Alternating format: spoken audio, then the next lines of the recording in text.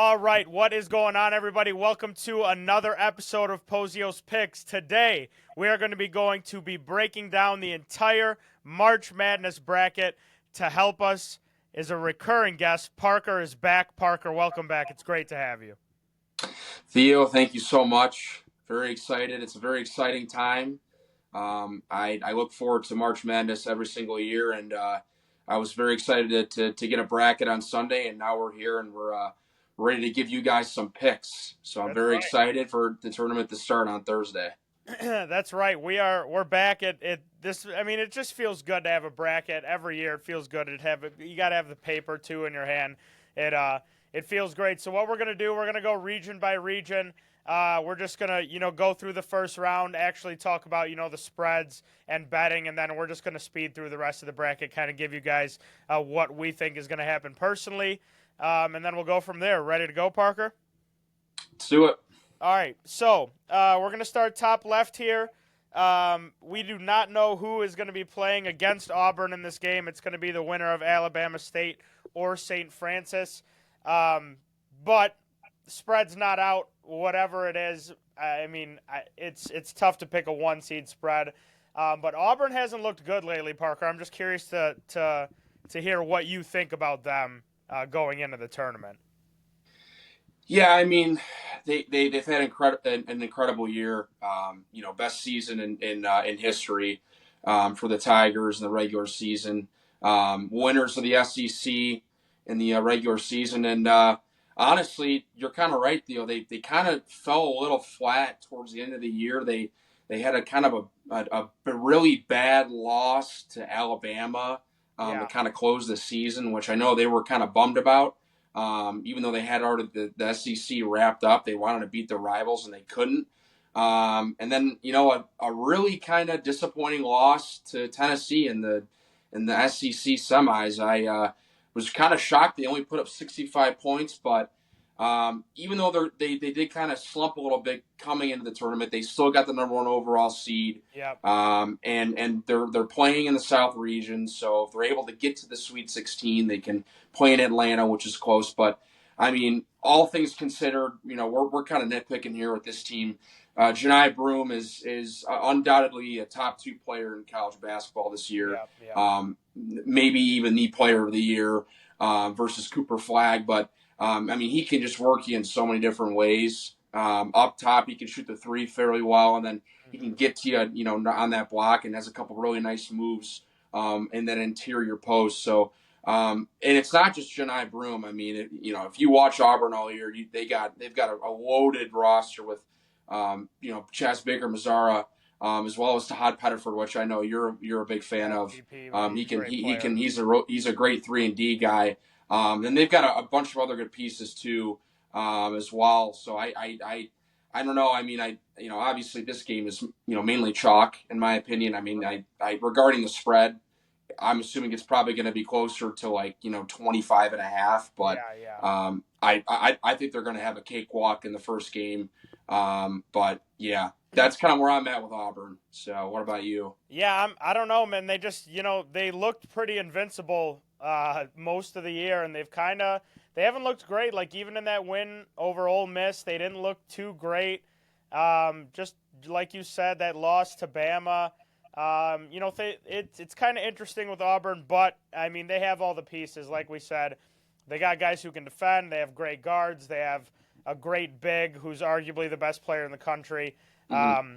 I think they'll be okay, but we'll talk about that second round game when we get there because that one's interesting. Yeah.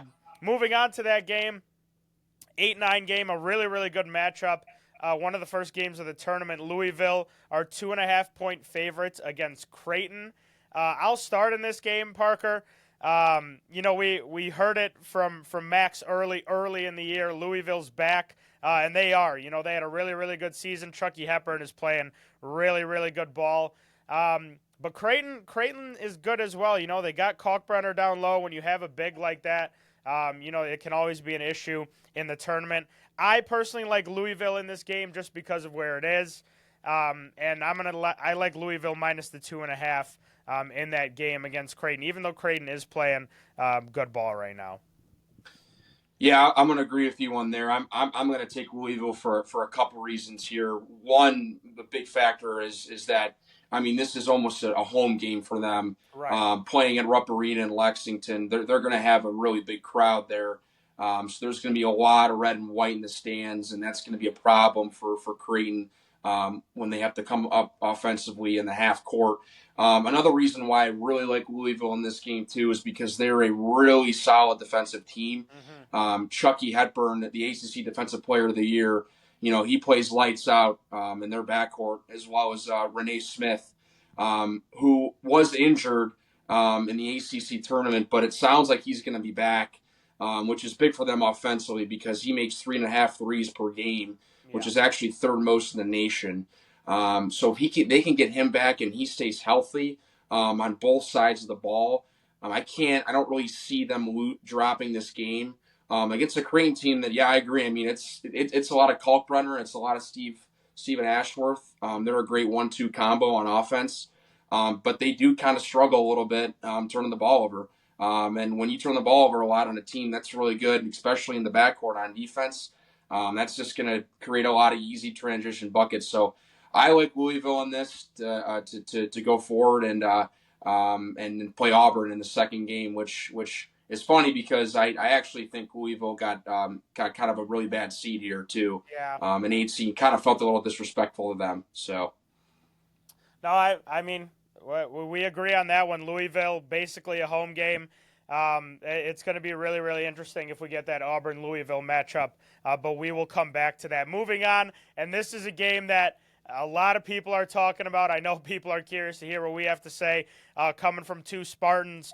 Next game on the bracket is Michigan against UCSD. UCSD, one of the best record-wise teams in the nation this year, one of the better defensive teams. Michigan, after slipping up at the end of the year, wins the Big Ten tournament. It looks like they've kind of found a groove again. Parker, I'm gonna let you start with this one because I have a very, very strong opinion on this game, but I'm curious to see what you have to say first.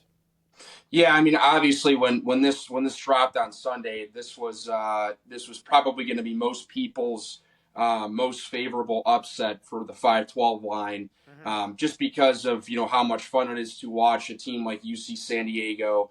It's their first year, playing, really Division One and being able to get into the tournament. And Right. I mean, heck, they went 30-4 and rightfully so deserved to get to the NCAA tournament. Which But I really mean, quick, they need to change that rule. That rule is horrible. But proceed.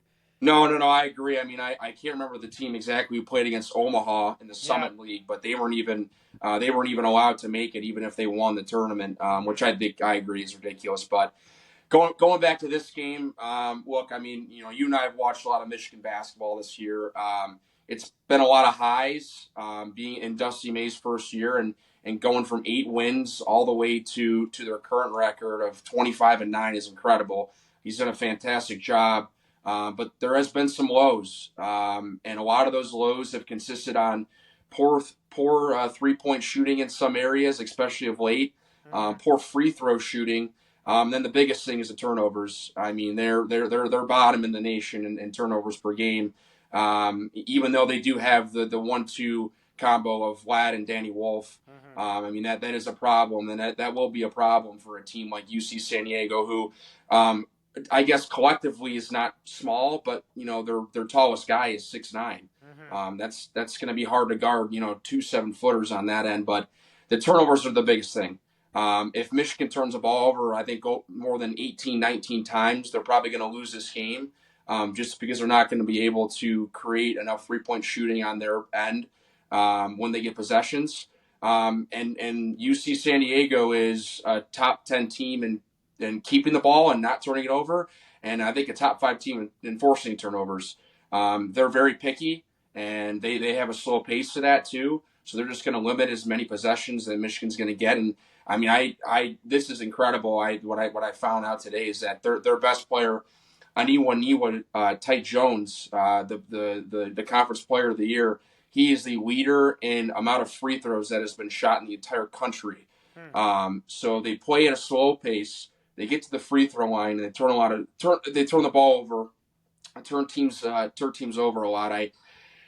it's not a great matchup for Michigan. It really is not. But I think at the end of the day, I'm gonna have to take Michigan. I know it's kind of a surprise pick coming from a Sparty. I just think the 1-2 punch of Vlad and Danny's going to be too much. They're going to be able to get a lot of offensive rebounds, and Vlad's going to probably have a 20-plus point game against a kind of an undersized front court for UC San Diego. So, Parker, and this has been I would argue the trendiest 5-12 pick. You watch a lot of podcasts, a lot of people talking about UC San Diego not just winning this game, but possibly getting to the Sweet 16. But when this line came out, looking at this, and like I said, this is coming from a Spartan. I think this is my favorite bet of the entire first round, Michigan -2.5. Like you said, they're kind of opposite teams. UC San Diego doesn't turn the ball over at all and turns people over. Michigan struggles with the turnovers. But one thing that, kind of limits the impact of turning the ball over a lot is winning on the glass. And I think that Michigan is going to out-rebound this team by a ton. They should be able to get a lot of offensive rebounds. And I think that in the end is what wins Michigan this game I'm going to say by double digits. I think Michigan wins this game by double digits. You just feed Vlad down low. Like you said, collectively, they're not very small. It's not like they've got 5'10 guards. They're all pretty decently sized. But down low, when you got Wolf and Vlad and you need a bucket, Michigan's going to be able to score much easier than UCSD is. And I think that's going to be the difference in the end. UCSD can absolutely hang in this game. Like you said, if they turn them over, upwards of 15 times, they absolutely can hang in this game. But I think Michigan and like you said, Vlad and Wolf are just going to be too much in the end. And like I said, this is my favorite bet of the entire first round, Michigan -2.5. I think the line is incorrect. I think Michigan was a little underseeded. Even though they struggled at the end of the year, they had a great run in the Big Ten tournament, which obviously is not easy to win. So Michigan -2.5 is my pick there, and they're moving on to the next round. Let's move to the next game here. Texas A&M taking on Yale. This is another trendy pick. Texas A&M are 6.5-point favorites. I'll start here. I like Yale. They beat Auburn last year. Poulikitis, shout out the Greek sniper. Great shooter. They got a good team, but I think Texas A&M is very solid as well. And I think in this first round, and I know you're going to agree with me, Parker. We've talked about this throughout the year. I think these SEC teams are going to be able to flex on some of these teams a little bit in the first round of this tournament. They've played in such a tough conference throughout the year. A&M was ranked, unranked. They were within the rankings, in and out of the rankings all season. Texas A&M is a very, very good team. I think Texas A&M covers this number and they move on to the next round. Yeah, I like that. I agree with you there. If I were a betting man, I would probably take Texas A&M -7.5 here, just because like you said, this is probably going to be a common theme throughout the video. But the SEC being such a gauntlet this year and having so many good, talented, deep teams is really going to pay dividends for them versus years past. And I think this is a game right here that a lot of people are also looking at too, and potentially picking an upset just because of the Yale team last year, and they beat Auburn on a last-second shot. And they've got most of the same team back this year. Poulikitis is a fantastic player. 19 points a game. He can shoot the lights out, but the problem with this is it's its size, and when you don't have that much size, especially in the front court, that's going to create a lot of problems. And A&M is just man. I mean, they're so dynamic with Wade Taylor, preseason SEC Player of the Year. He was hurt throughout the season, but really came out at the end of the year. They had that huge win against Auburn at home that they needed to get to kind of stay relevant and keep to get that top 4 or 5 seed in the tournament. And the thing is that they're a really good free throw shooting team. They get to the line a lot, and they're a really good offensive rebounding team. That, I think, is going to be the big key. Is they're going to get a lot of offensive rebounds. Taylor and Phillips, who I like a lot. Phillips is a really, really solid combo guard. They're going to get to the line, and if they don't, they're going to get some offensive rebounds. They get second chances and really kind of wear down this this Yale front court. So I like the Aggies a lot here too, and I think they're going to move on. And I'm going to stay away from another potential upset pick. Yep. So Yeah, couldn't agree more with you, Parker. Let's move on to the next game here. Ole Miss is going to be taking on the winner of the game later tonight, San Diego State, North Carolina. I, this is the same reasoning. Ole Miss, SEC, they got Chris Beard. They're a tough-nosed team. They can defend. I like Ole Miss in this spot. Obviously, we don't have a spread, but I think Ole Miss moves on and wins the game. I saw some potential. They had hypothetical spreads up. And they had Ole Miss as anywhere from like a 3.5 to 5.5 point favorite against either of these teams. So I like Ole Miss to cover whatever the number is against these teams, and I think they move on. I'm curious to hear your thoughts on that San Diego State North Carolina game, even though this is probably going to get uploaded after that finishes. But I like Carolina. yeah, I'll touch on that real quick and then go to Ole Miss. Do like Carolina too. There obviously a lot of talk about them being the last team in, and their quad one wins and their record was not great at all. People saying West Virginia should have got in. To be honest with you, I don't think it really mattered if it was West Virginia or North Carolina, and I don't think either team was going to go far.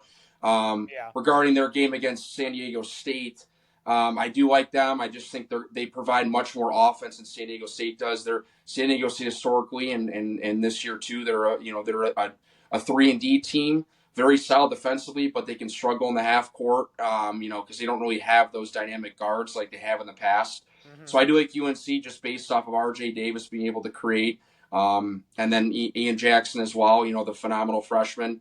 But I think if UNC wins, they're going to have a real problem going against this Ole Miss team because, this is a team that probably a lot of people haven't been able to watch just because of the conference and the network that they play on. But I mean, man, Chris Beard is just an unbelievable coach. Mm-hmm. The fact that he's been able to go, and got canned at Texas Tech and been able to resurface and come to Ole Miss in his first year and take him back to the tournament as a 6th seed is incredible. They've got 4 senior guards that they play, so they play a little smaller, but they're all veteran guys. And what I actually really like is their backcourt.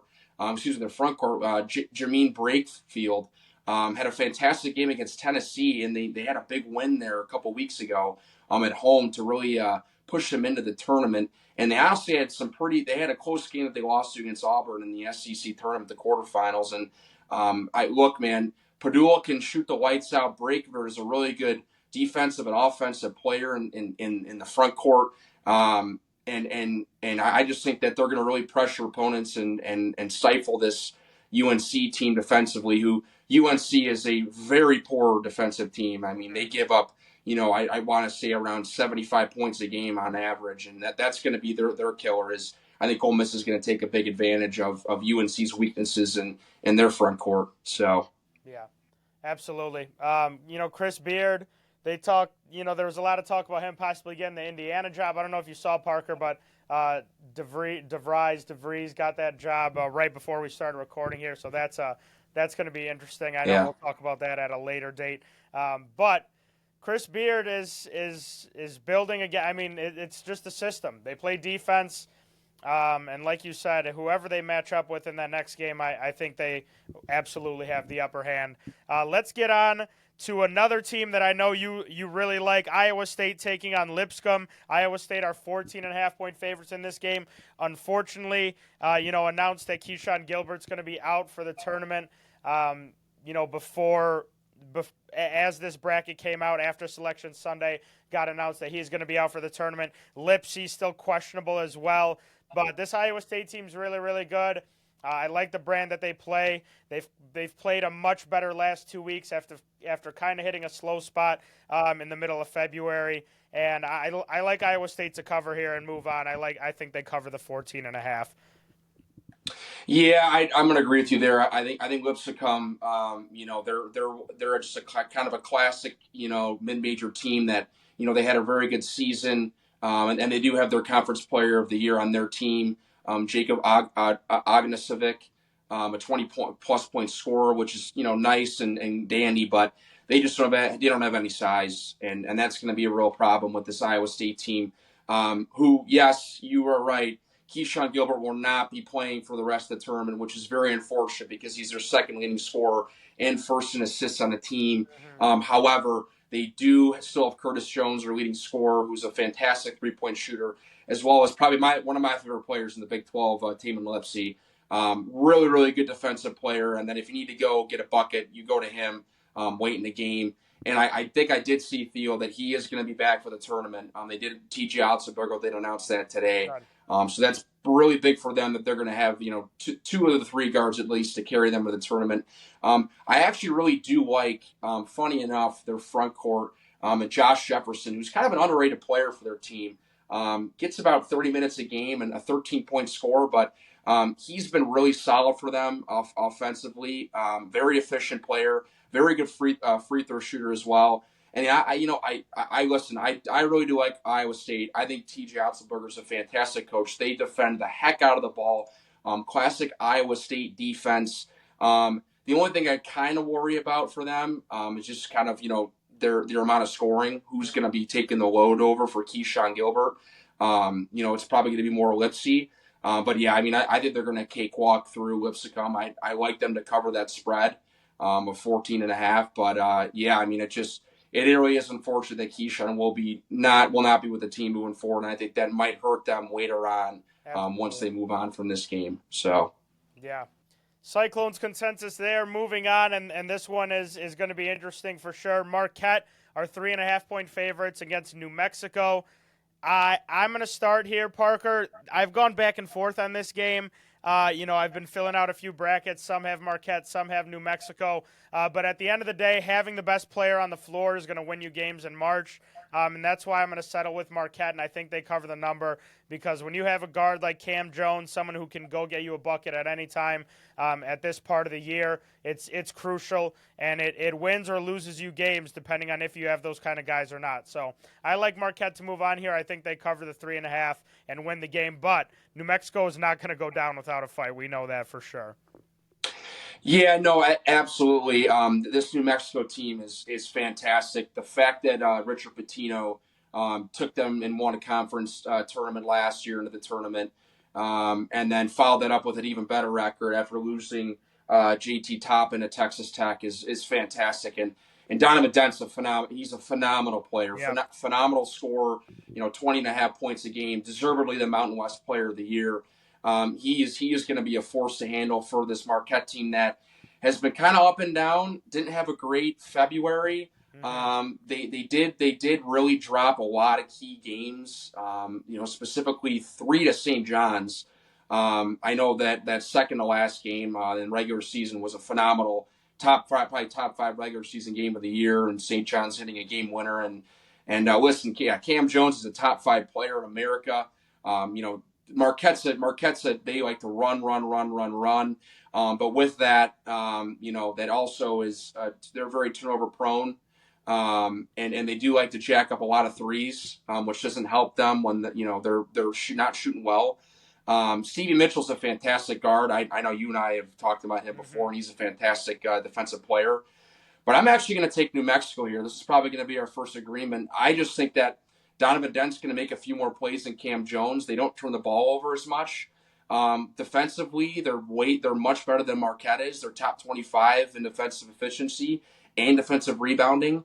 So I think they're going to control the glass here, kind of slow it down a little bit, play more of their game, and Marquette's going to have to kind of conform to that. And I don't think they're going to be able to shoot, well enough from the three to kind of win the game. So I'm going to take New Mexico here to move on. So. I like it. I like it, Parker. Like I said, I've been back and forth. That's a really, really, really interesting game. Yeah. Shout out to Slim. The Lobos are they're going to come to play. We know that for sure. Yeah, and real quick, Theo, before we go on, I do want to add I think a reason why I'm going to go with them is because they played 13 top 100 BPI games this year. A couple really nice wins. They swept Utah State. They beat Boise State and San Diego State, and then they beat UCLA. I mean, in the non-con. I mean, that's a big win at UCLA. And had a close loss to St. John's. So that's kind of why I'm going to lean towards them. They did play well in close games. So I like it. Definitely going to be, I think, one of the more entertaining games of the first round. Absolutely. Moving on to the next game, a game that a lot of people are here to hear us talk about. Michigan State are 17.5 point favorites against Bryant. Sparty loses in the Big Ten tournament in a good game against Wisconsin. Obviously, the Big Ten regular season champions. The Spartans kind of come out of nowhere, Parker. We didn't have these kind of expectations for this year, but we end up getting a 2 seed in this tournament. I like us in this spot. 17.5 is a lot. Historically, we do not cover these big numbers in March. I think that's kind of part of Izzo's game. You know, we kind of save a little bit, keep things in the tank for the second game of the weekend. But I think we move on in terms of betting. I personally am not going to take the Spartans to cover the 17.5 just because of what I just said. But I think Sparty moves on here. You know, Jason Richardson, all Big Ten freshman. Akins has sort of turned a corner. Jeremy Fierce has been playing better. Carson Cooper off the bench has been much better. And then, you know, we've obviously had Jackson Kohler been consistent throughout the season. Trey Holloman has been playing great basketball lately. So Sparty moves on, but in terms of the number, I'm not confident in us winning this game by 18 to 20 points. I'll just say that right now.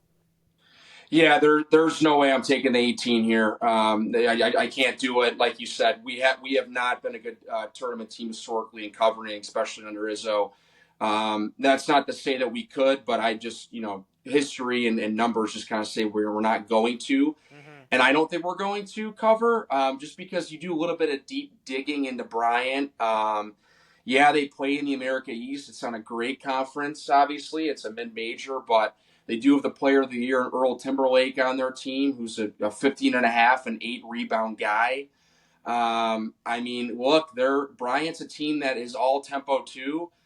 They really rely on getting second chance points, so offensive rebounding. And, their front court's actually a little bigger than people would think. They actually are third in blocks per game and D1 and sixth per game, which is kind of surprising. So they've got a little bit of length. So I think it's going to be a game where Kohler and Cooper on MSU might struggle a little bit more than people would think down low, but I think it's going to really favor the combo guards of Trey, Jeremy Fears, and Jay Nakins. I think it's gonna be a game where we're gonna have a lot of opportunity to shoot threes. Now, obviously, MSU is not a great 3-point shooting team, but we're going to have a lot of opportunity to do it. Mm-hmm. So, the more we shoot, the more we're going to make. Statistically, that's how it goes. So I can kind of see that. And typically, MSU, teams that MSU play in the tournament that are fast-paced, we can slow them down because, our fast break defense is really great. It's one of the best in the country. So I think we're going to play more of our brand of basketball, and we're going to be able to get some good buckets from Akins and Howman on the 3-point line here. And like I said, I agree with you. I don't think we're going to cover the line, but I think we'll win very comfortably. So I think so as well. I mean, I'm curious to see what it's like. Like you said, they're sort of they sort of play the same brand that we do. They run in transition, a lot of second chance points, like you said. But if you want to get in a track meet with us, we will gladly accept that because that's the brand that we play. But yeah, Sparty moves on, and that rounds out the region. So let's keep moving down the left side here. A team that I'm very curious to hear what your thoughts are. Florida takes on Norfolk State, the biggest spread out of these 1 seeds. 28.5 is the line right now. Florida looks like the best team in the country coming into this tournament. They breezed through the SEC tournament, which was a little unexpected. They have great guards. They have, a great wing play. They have great bigs. They're deep. This Florida team is poised to make a good run here. It's tough to predict with these big spreads, 28.5, but, Florida moves on comfortably in this spot. Yeah, this is although this game is not going to be exciting because I think it's going to be a big blowout. The team that is playing in this game is very exciting. I have been very high on Florida all year. I think they've been a team that's been, which is kind of funny to say, under the radar for most of the year. People want to talk about, Alabama and Auburn and Duke and Houston most of the year. I mean, this team has been so phenomenal all year on both offense and defense. They were one of the worst, I guess, middle tier to worst kind of teams last year defensively. That was kind of their struggle point. They could score a bunch, but they couldn't really defend anyone, and that kind of showed with that game against Colorado last year in the tournament. But man, they turned a corner, and Todd Golden is such a phenomenal coach. Yep. They got Elijah Martin, who's one of my favorite guys in college basketball. He is a fantastic defender, one of the best athletes in the nation. He is a freight train coming down the court. Obviously, Walter Clayton Jr., a first team All American this year. He can hurt you at every single level of the 4 and the half court. And then Will Richard and Alex Condon, kind of their front court. No one really talks about either, but they're phenomenal defensively. They're tall. They can really box you out on for defensive rebounding purposes. And this is where I think they're so good is they're a top 3 team in the country in offensive rebounding. So they don't make their first, second shots. They're able to get rebounds and get second chance points. And that's kind of why they're so good offensively. They create a lot more possessions in the half court for themselves. And they're so efficient shooting. I could talk all day about Florida and how good they are. So yeah, I mean, I'm going to take. I know it's tough because the spread is so large, 28.5. But I mean, I could see this thing getting close to 40. I mean, they are rolling right now. I don't doubt big it. time. So I don't doubt it. Like you said, Parker. I mean, it is crazy to say, but they have been, out of all of those big teams, those marquee teams, they've definitely been the most under the radar, and they've just consistently won games in the toughest conference in college basketball, some of them very convincingly.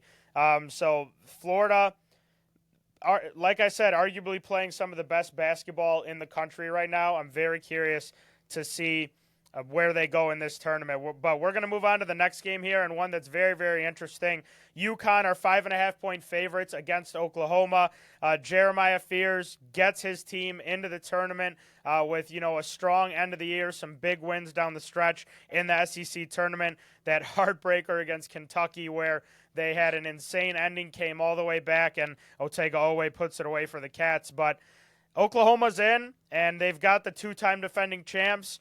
5.5-point favorites, Parker. I think it's hard for me to bet against Hurley in this spot. I know they haven't been as consistent. They haven't been as good all season. They've had some ugly-looking games, but I'm confident in him, and I'm confident in his game planning against the freshman and Fears. And I think that they have all the right pieces in place to not only win this game, but cover the 5.5. Yeah, I like where your head's at there. I'm going to take UConn here. This was kind of my first game where I was like a little bit back and forth of, who do I want to take here to move on. And the reasoning why I'm going to go with UConn here is because, like you just said, they have a more experienced coach. They have a 2-time national champion coach in Dan Hurley who is so passionate about winning, especially when it comes to crunch time. And he is so elite in creating X's and O's and knowing the ins and outs of the game.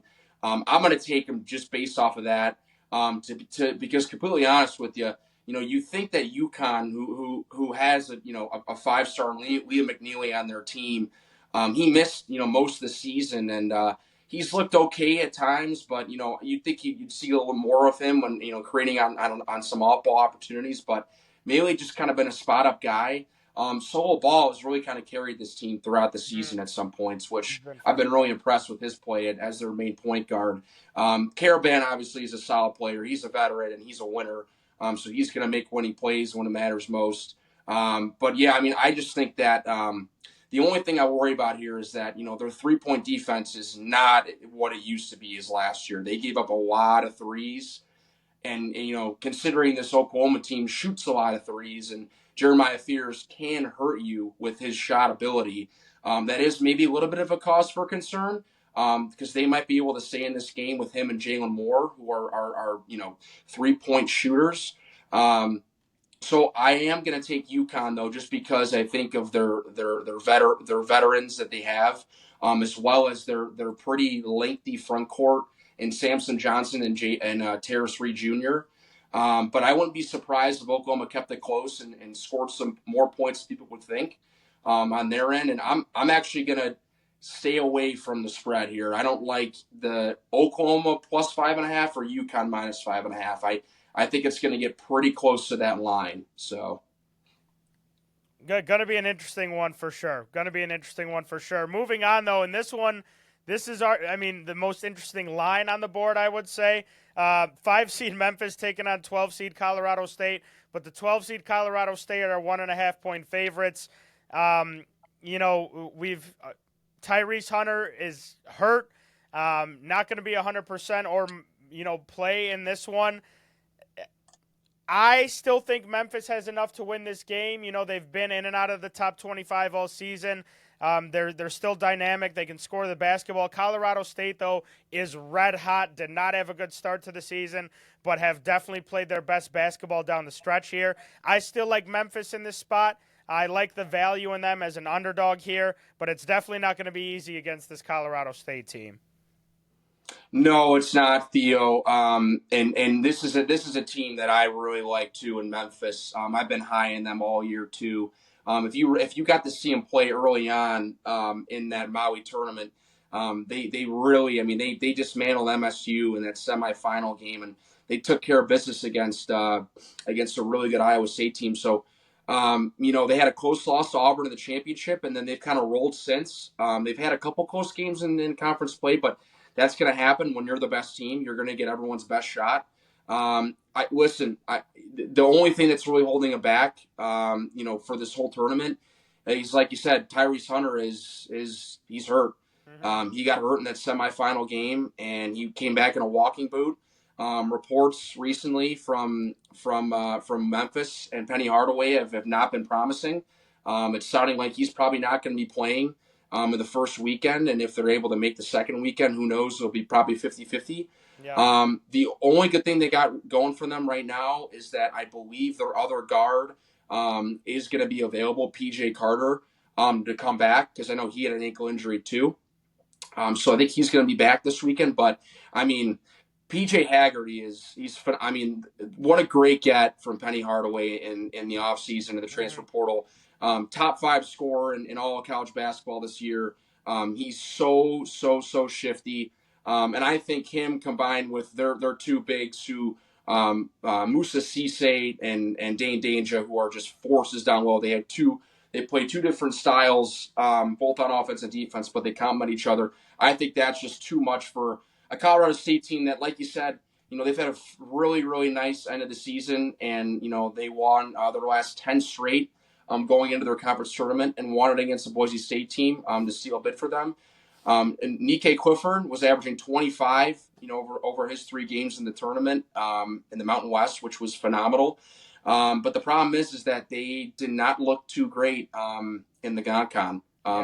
So that's kind of where I'm holding back on them. And I know this is probably another one that a lot of people are picking Colorado State to pick over Memphis to win. But you just got to be careful. And I wouldn't do that because Memphis, even though they are going to be not having Tyrese Hunter this weekend, they still have way too many good athletes and too much scoring on their end to not lose this Colorado State team. So I'm going to take Memphis here, and I'm going to take their elite guard and PJ and Dane's ability to rebound down low, and taking a move on here against Colorado State. Yeah, I think the value is incredible in them as an underdog. I just want to get your opinion real quick, Parker, before we move on. Is this an upset if Memphis loses this game? I would say it's an upset still. Like I said, Tyrese Hunter. Even with the spread? With the spread. Here's the thing: is this is one of those games where they're not, Memphis isn't favored in this game, based off the spread on the money line. But if you watch basketball, you know that Memphis is the better team even without Tyrese Hunter. So I would say it's an upset. But I don't think I mentioned the spread, but Memphis plus 2.5. I'm absolutely going to take that, and I'm probably going to go as far as say I'm going to take the money line too. I'm going to take it now so that the odds don't get any worse. So absolutely, I'm just curious because I know it's a 5-12, it's a trendy pick every single year, the 5-12 upset, but the 12 seed's favored in this spot. So how much of an upset can we really call that? I don't know. I'm kind of back and forth on that, but. A very, very interesting game there. This next one, I'm very, very excited for as well. Maryland are 10.5 point favorites against Grand Canyon. Maryland, who have some of the most talent in the country, just haven't really been able to put everything together all at once, especially down the stretch here. They've had some brutal, brutal losses in the Big Ten. I like Maryland a lot here. I like Maryland to cover this number. I think when you have a player like Derek Queen, you have Julian Reese on the other side in the front court, one of the best front courts in the country, and then the guards have been fantastic as well. I like Maryland to not just move on, but to cover this number as well. Yeah, I like that. I like that your thought process there. I listen. This is another kind of trendy pick too, right? Even though it's a 413, Mhm. you kind of see Grand Canyon as a casual. You say, oh well, they were in the tournament last year, and they won their first game and gave a really good game in the round of 32 to potentially go to the Sweet 16. And yes, they do return a lot of those players. Tyon Grant Foster is back. He is a senior and he's a phenomenal player. Was a Kansas commit at one point, but due to health reasons had to step down for a level and then take a year off of school. But he's back again this year along with Jacoby Coles. And yeah, I mean they're Grand Canyon they're a phenomenal scoring team. But the problem is that the competition that they played in the non-conference, they didn't look too good. A loss to Arizona State, who was kind of a middling team in the Pac-12, or excuse me, the Big 12 this year. A loss to Georgia, who was kind of a lower end SEC team this year, and then a loss to Louisiana Tech, which wasn't too great on their resume. So yes, they're back, and they can really run. But this Maryland team, this is another one of my favorite teams of this year, just because of their starting five is so dynamic. Derek Queen is an elite scorer. Julian Reese is an elite defender down low. They're really really good at also pushing tempo and shooting a lot of threes. Ronnie Rice has a clip, and he's very efficient shooting threes. Jacoby Gillespie can hurt you on both spot ups as well as off the dribble. Sultan Miguel has actually been a pretty phenomenal three guard for them down the stretch. He's probably been their best player. While the rest have not played as entirely well in those close losses to Ohio State, MSU, and Michigan. But I just think it's just way too much scoring for Maryland, and they like to go fast. And I think they're going to outpace Grand Canyon, and what I actually think is going to be a pretty high scoring game. So I'm actually gonna take Grand Canyon's spread here at 10.5. I don't think Maryland's going to cover it. But I'm actually going to take the over in this too, a little over sprinkle of I like 150 and it. a half. I think it's going to be a very, very high scoring game between these two teams. I like it, Parker. I like it a lot. Going to be a really entertaining one. The Crab Five making Yeah. making their way to the tournament. This next one's very interesting too. Kind of a trendy one. Mizzou against Drake.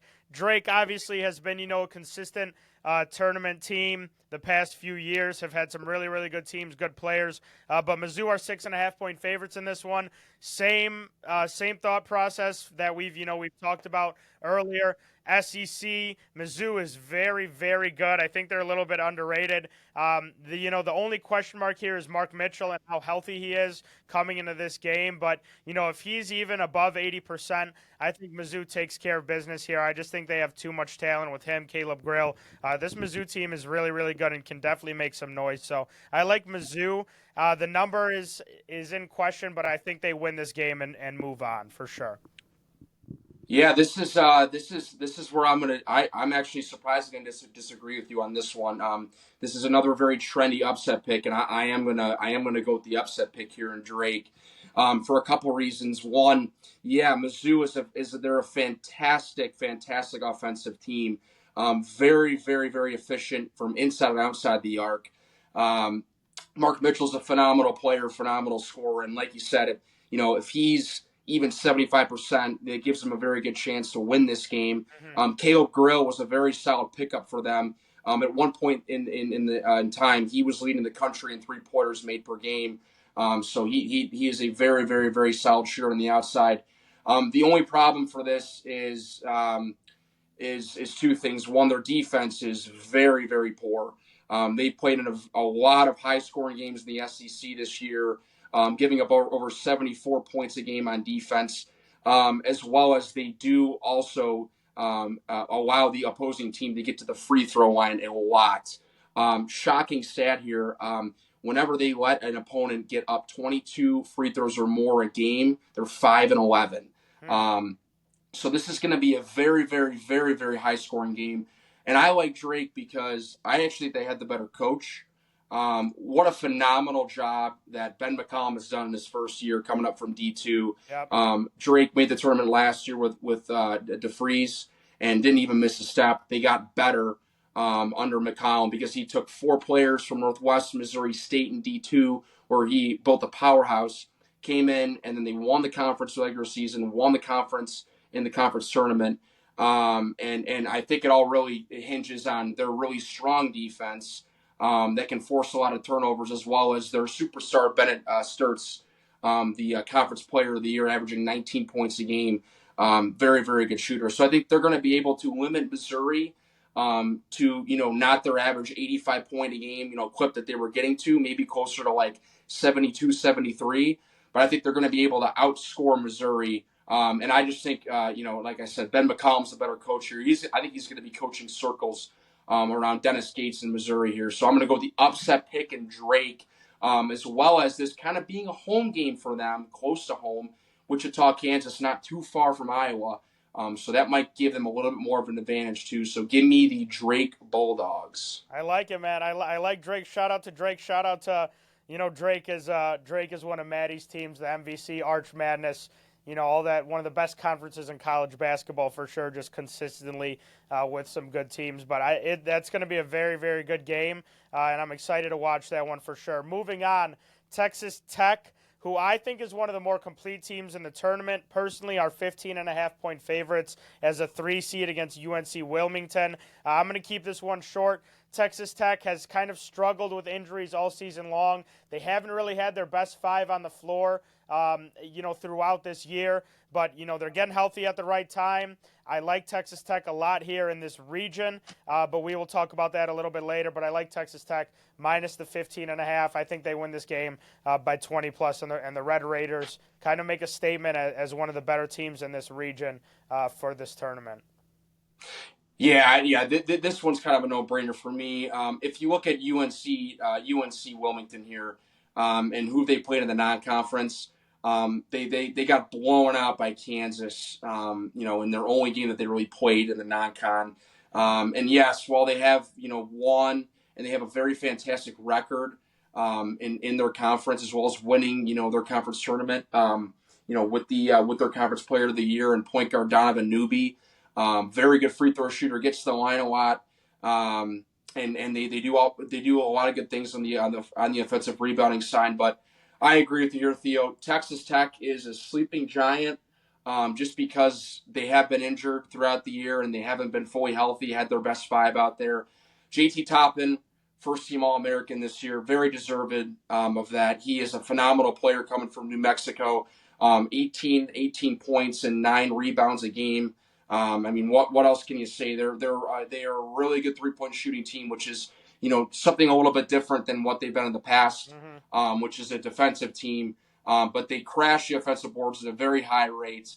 And even though I did say they're more of a defensive team, I'm not saying they're a bad defensive team. It's just they've not been what they have in the past, but they're still a very solid defensive team. The one thing I worry about here for them is that they do foul a lot in their front court, so that might be an issue of foul trouble moving forward. But yeah, I think JT Toppin, paired with Darian Williams here, when healthy, they're going to shoot the lights out, and I think they're definitely going to cover this 15.5 spread fairly easily. So I like Tech, and yeah, I'm excited to talk more about this Tech team in this region moving forward. Absolutely. Moving on to these last couple games of this region, this one's really, really interesting, and I'm going to let you start with this one, Parker. Kansas are 4.5-point favorites against Arkansas. 2 teams who have really, really underachieved this year. We had high hopes for Cal going to Arkansas, and he had a pretty loaded roster. And talk about Kansas, the preseason number 1 team, come into this tournament as a 7 seed. Their tournament hopes were kind of in doubt at points this year, but they get in and they're 4.5-point favorites. Cal versus Bill Self. Parker, I'm going to let you start with this one because this one is This one is interesting. Yeah, I mean this one was definitely handpicked by the tournament committee here. They knew what they were doing, and rightfully so. I mean, obviously you've got two legendary coaches, Bill Self and Cal, going against each other. Kansas had a very very weird year this year, where obviously they were the number one team in the country to start the season, played like it for about a month and a half, and they really kind of started to falter. Early you could kind of see some root of cause for concern early on.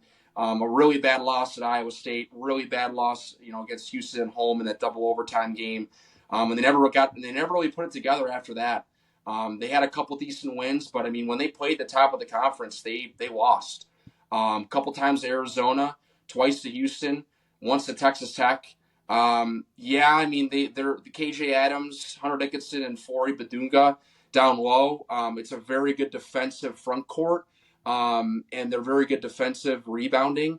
But the problem is that they were expecting Zeke Mayo to be this superstar coming, the local kid from Lawrence coming from North Dakota State, and he hasn't really been that.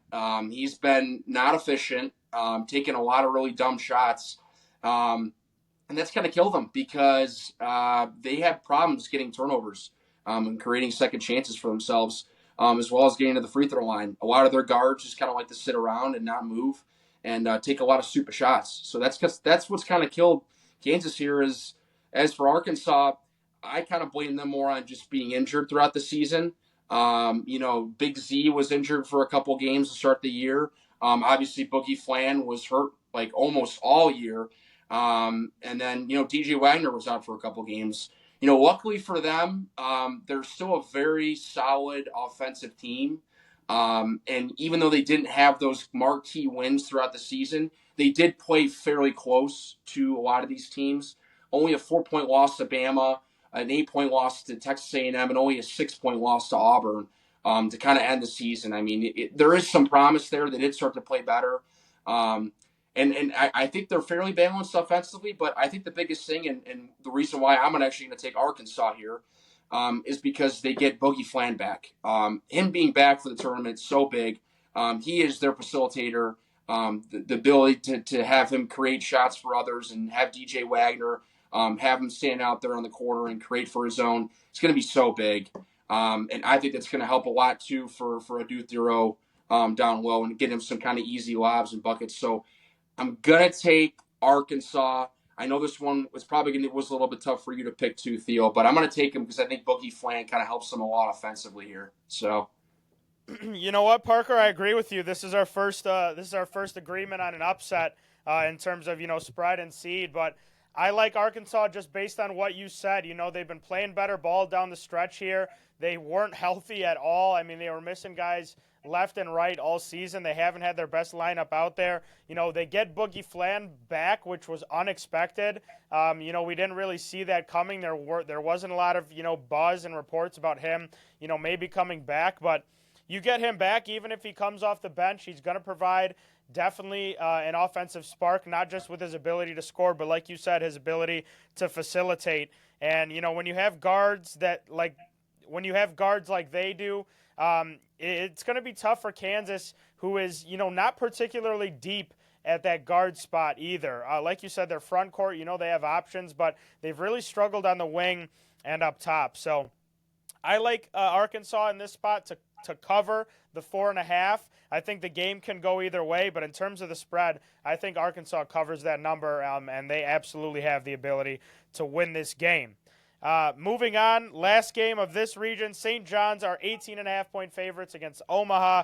Rick Pitino, St. John's is back. It's as simple as that. He has them buzzing. They have, one of their best seasons ever. Like I said, they're 18.5-point favorites here. I don't know about the spread just because I think St. John's is a little bit overrated. I don't think they're as good as everyone, thinks they are. The Big East was not very good this year whatsoever, but they took care of business, 30-4 on the year. I like St. John's to move on, obviously, but the spread is a little bit in question to me, Parker. I'm curious to hear what you have to say about the Red Storm. yeah, I mean it's incredible what Rick Pitino's done, in his second year back to high level basketball. Him being in the NIL and transfer portal era is that's kind of really helped him a lot, and it's showing. RJ Lewis is a phenomenal basketball player. Really kind of came into his own after being injured for a large portion of his career so far. Deservedly should have gotten the Big East Player of the Year, I think, over Cam Jones, just because he's a more complete player. Zuby Ejiofor is a force down low. I'm very shocked that he doesn't have more double doubles on the season, but when he does get them, he gets them quick in the game. Those two combined with Kadari Richmond, who was a nice player at Seton Hall the prior year, has stepped up big time in his hometown in New York and played phenomenal basketball on both ends. They honestly remind me a lot of Michigan State. They're not a great 3-point shooting team, but they can run you down like heck. They defend very, very well, especially in the backcourt. And then they can rebound. They rebound very, very, very well. All their guards crash. Lewis and Zuby Ejiofor crash, and they're a problem defensively. So I like St. John's, and I actually like them to cover the spread just because Omaha is probably the worst defensive team in the tournament. They give up over 75 points a game, which is not great, and they only played one significant game this year in the non-con, and they got absolutely blown out against Iowa State. So I'm going to take St. John's here, and I'm actually going to take that spread too to move on. I like it, man. The Red Storm are back. Patino is back for sure. But let's move on. Let's move on to this next region. All right, moving on to the next region here. We're going to start at the top. Duke is going to take on the winner of American and Mount St. Mary's. We are not sure who that is going to be yet. We're recording this before, like we said earlier. But Duke, Cooper Flagg obviously goes down with that injury in the ACC tournament. But besides that, Parker, they've looked really, really good. It seems like Cooper's going to be fine and good to go. And Duke is one of the best teams in the country. They're one of the best teams in this tournament, but the big question mark is obviously the ACC definitely was not as strong this year whatsoever. So I'm curious to hear what you say about that. But I like Duke, obviously, to move on in this 116. Yeah, I don't think it matters who they play. They're going to move on. Curious to see what the spread's going to be like, if I want to touch it or not. But yeah, I having Cooper Flagg coming back is going to be big for them. It does sound like he is going to be back at the minimum for the round of 32 game, which is big. But even when they didn't have him in the ACC tournament this past week, they still look phenomenal. Con Knipple picked it up and scored a solid 28 and 17 in both quarter and semifinal games to lead them to a conference tournament championship. And yeah, Duke has got the pieces this year. It's very adamant. It's obvious. Kaman Maluk is a phenomenal raw, typical Duke center that's probably going to be a top 10 pick. And Tyrese Proctor, a veteran there, is a very good shooter, as well as Sion James is another key point and key part in the front court. But yeah, I don't see any issues with Duke here moving on. And I think as long as Cooper stays healthy, as well as getting Malik Brown back, they should be good to make a deep run. So. I'm with you, man. They're just one of these teams. They're this one seed that has all the pieces. They got experienced guard play. You got a guy like Cooper Flagg on the wing and down low who can get you a bucket. You got a big in Maluach who protects the rim and can get you some points down there as well. So Duke is going to be a force in this region. Moving on to this next game, though, this one's going to be a very, very good one. I'm excited for this game. Mississippi State are 1.5-point favorites right now against Baylor. I'll start here, Parker. I really, really like Baylor in this spot, just for the reason that, they have an experienced guard in Jeremy Roach. It sounds like they're going to get Langston Love back. Norchad Omier has been solid for them all season long. Mississippi State is very dynamic and played, that SEC schedule, but I like Baylor here. I just think they've been a little bit more consistent and they have more experience in this game. So give me the Bears and give me a Jeremy Roach revenge game matchup in the second round. Yeah, that's pretty interesting if they do move on and he gets to play his former team. Listen, I've always liked Baylor as a program. Scott Drew is an absolutely phenomenal coach. He's won a national championship and has had Baylor at the top of the Big 12 for numerous years. VJ Edgecombe is a phenomenal freshman, super duper athletic. He could kill you outside and inside on that dribble drive. The one and Norchad Omier, the transfer from Miami, is fantastic too. He's a very very solid kind of old school big for them. They can hit a three if they need to. And yes, having Jeremy Roach there back is going to be big. But I actually am going to pick Mississippi State here, just because of the Mississippi State and they went through a gauntlet through the SEC. Mm-hmm. Yeah, they haven't been playing that well down the stretch. I do, they had a couple close games there that they should have won. One that comes to mind is Bama at home and Florida at home, that they lost. But I'm going to take them just because Baylor has not looked great either down the stretch. I mean, to be completely honest with you, they didn't win any big games against the big teams in the Big Yeah. 12. And their defense is not the greatest this year. And Mississippi State has been fairly decent in the interior when rebounding. And if they can get more rebounds and get some second chance points for Josh Hubbard, who is an elite scorer on the exterior with the 3-point line, I think they're going to be able to pull that off. And I think Keyshawn Murphy will be able to get enough chances for Hubbard and their guards to shoot. And I'm going to take Mississippi State. And I'm going to take Mississippi State here with the -1.5, and I'm actually going to take the over in this game too. This is going to be a high scoring game. So I like it. I like it. Definitely going to be an entertaining one in that first round. Moving on, Oregon are 7.5-point favorites against Liberty. Oregon, it's still weird for me, to say Big Ten basketball. But Parker, we saw a lot of Oregon this year. Like I said, 7.5-point favorites here against Liberty. This Liberty team is very, very good. This spread is tough for me to pick, but I like Oregon to move on in this spot. I like the ball that they've been playing. Jackson Shellstad is a very, very good guard. Nate Biddle down low can score in bunches. So when you have a guard big combo like that in March, it tends to win you games. Like I said, I don't think I'm comfortable with the 7.5. I think it's going to be right around that number, but I think Oregon wins this game and they move on to the second round. Yep, 100% agree with you there. I'm going to take Oregon and I'm going to take the spread here too. I know this is kind of a little bit of a trendy pick too, just because Liberty is a very, very solid 3-point team. They shoot it really well too. And the only problem with the Liberty that I have is they just don't have that size, right? Like most of these mid majors do. And the problem with that is that if they're not making those threes and they don't have that down low game, it's really going to kill them. So if they can't shoot the three, then I think Oregon's going to take advantage of that. And the thing, too, with Liberty is they don't have a guy that scores more than 13.5 points a game. They're more of a team, which is nice, and they're a little bit deeper, but you kind of need that one guy to kind of shine for you if you're a mid-major. I mean, Taylor Peter might be that guy, but who knows? But, yeah, I think Oregon, they've had some fantastic wins this year. Mm-hmm. A little bit of an interesting Big Ten, season for them, their first one. They had some good wins, some bad losses, but I think at the end, I think Nate Biddle is going to be way too much down low for them. He's going to have a monster game. Shellstead is a phenomenal 3-point shooter and a scorer, and he's probably the clutchest player in the Big Ten this year. And I would never count out Dana Altman in the tournament. He somehow finds a way to win games, kind of under the radar, coach too, with getting to some deep runs. So I'm taking Oregon and I'm taking the points. I like it. That's I completely forgot about Altman, Parker, but that's kind of the guy that he is. You forget about him, and then he just rattles off a few wins in this tournament.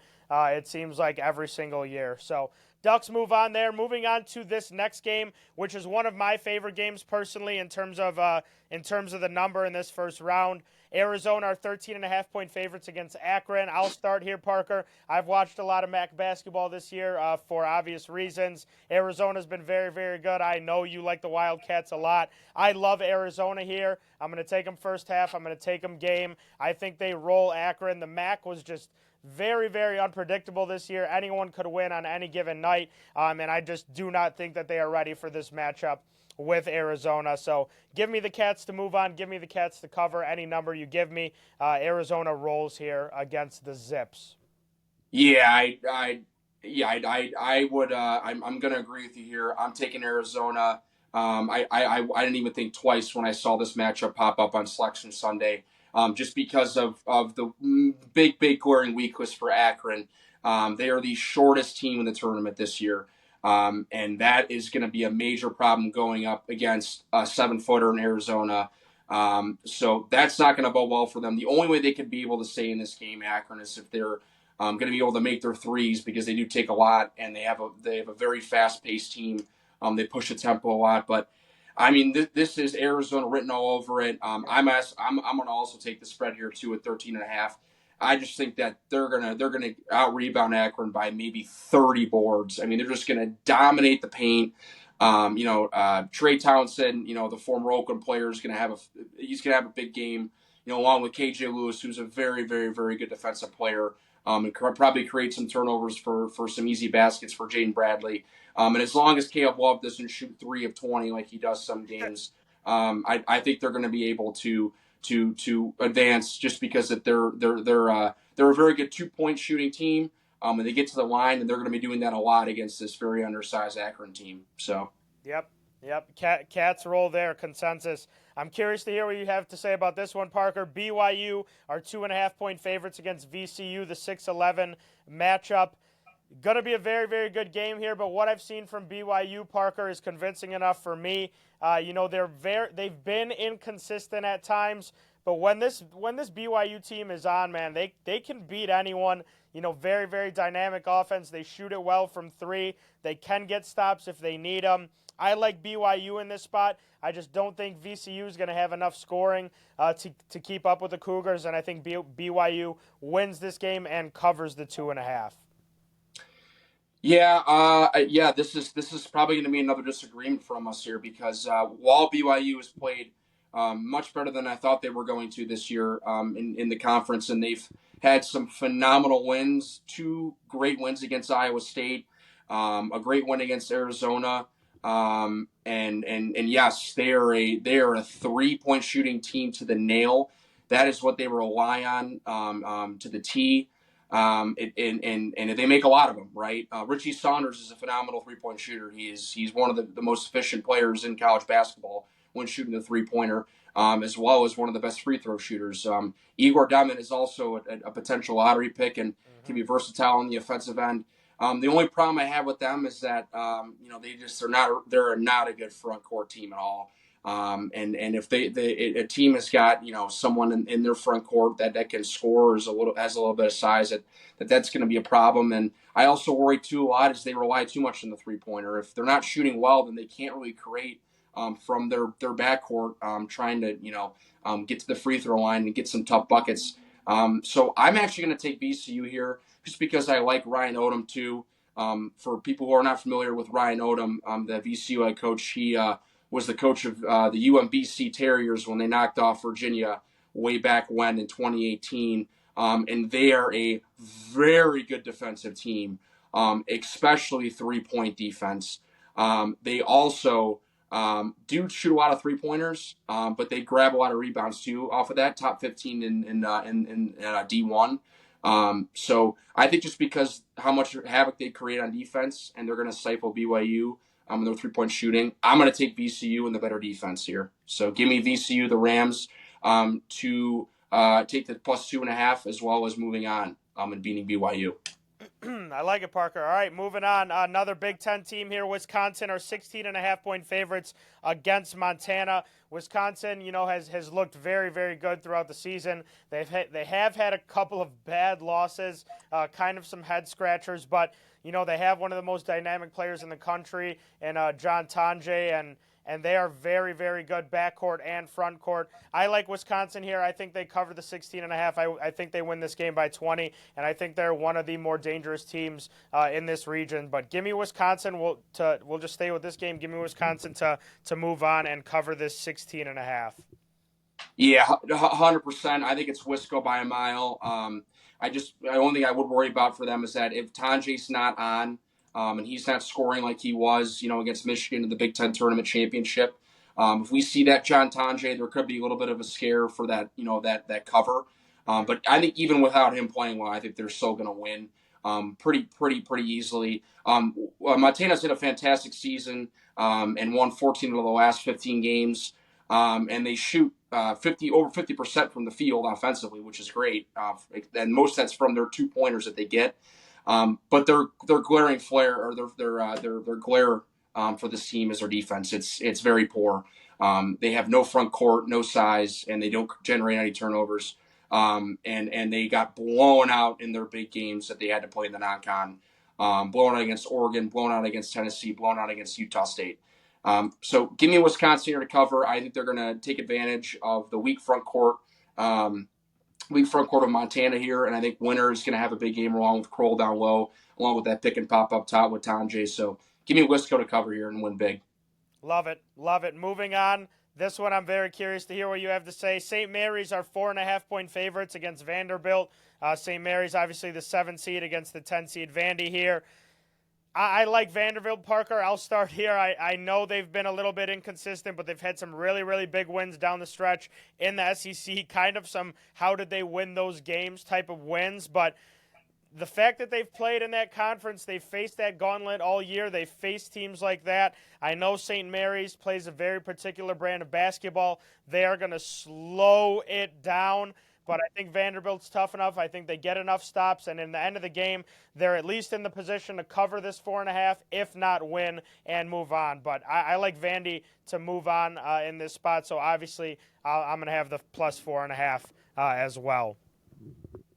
Yeah, I 100% agree with you here. I have not been a fan of St. Mary's for quite a while, and that's not going over this season over a multitude of seasons.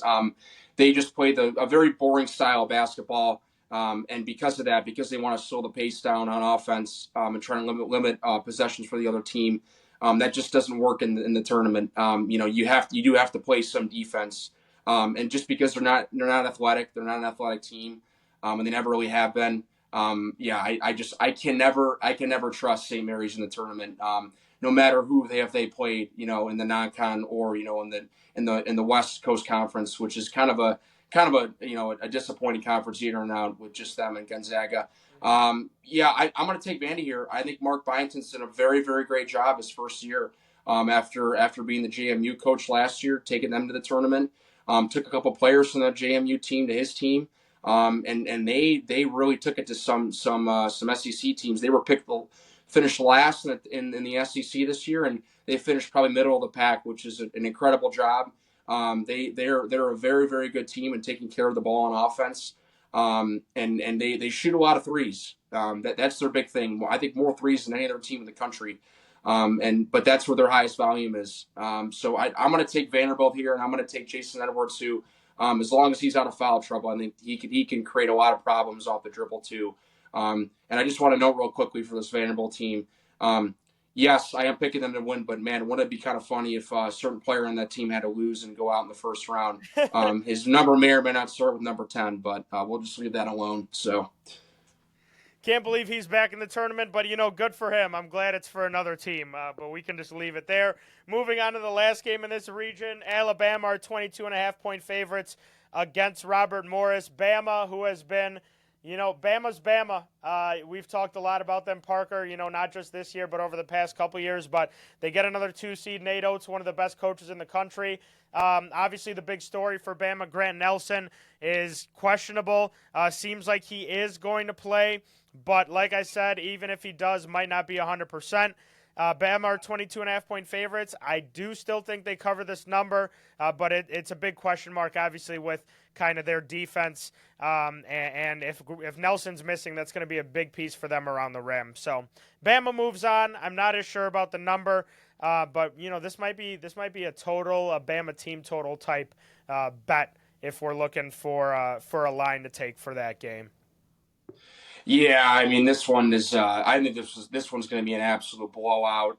You know that Alabama's been one of my favorite teams the last couple of years, and I'm a huge fan of Nate Oates. I think he's done a phenomenal job there at a program that's not been good historically at basketball.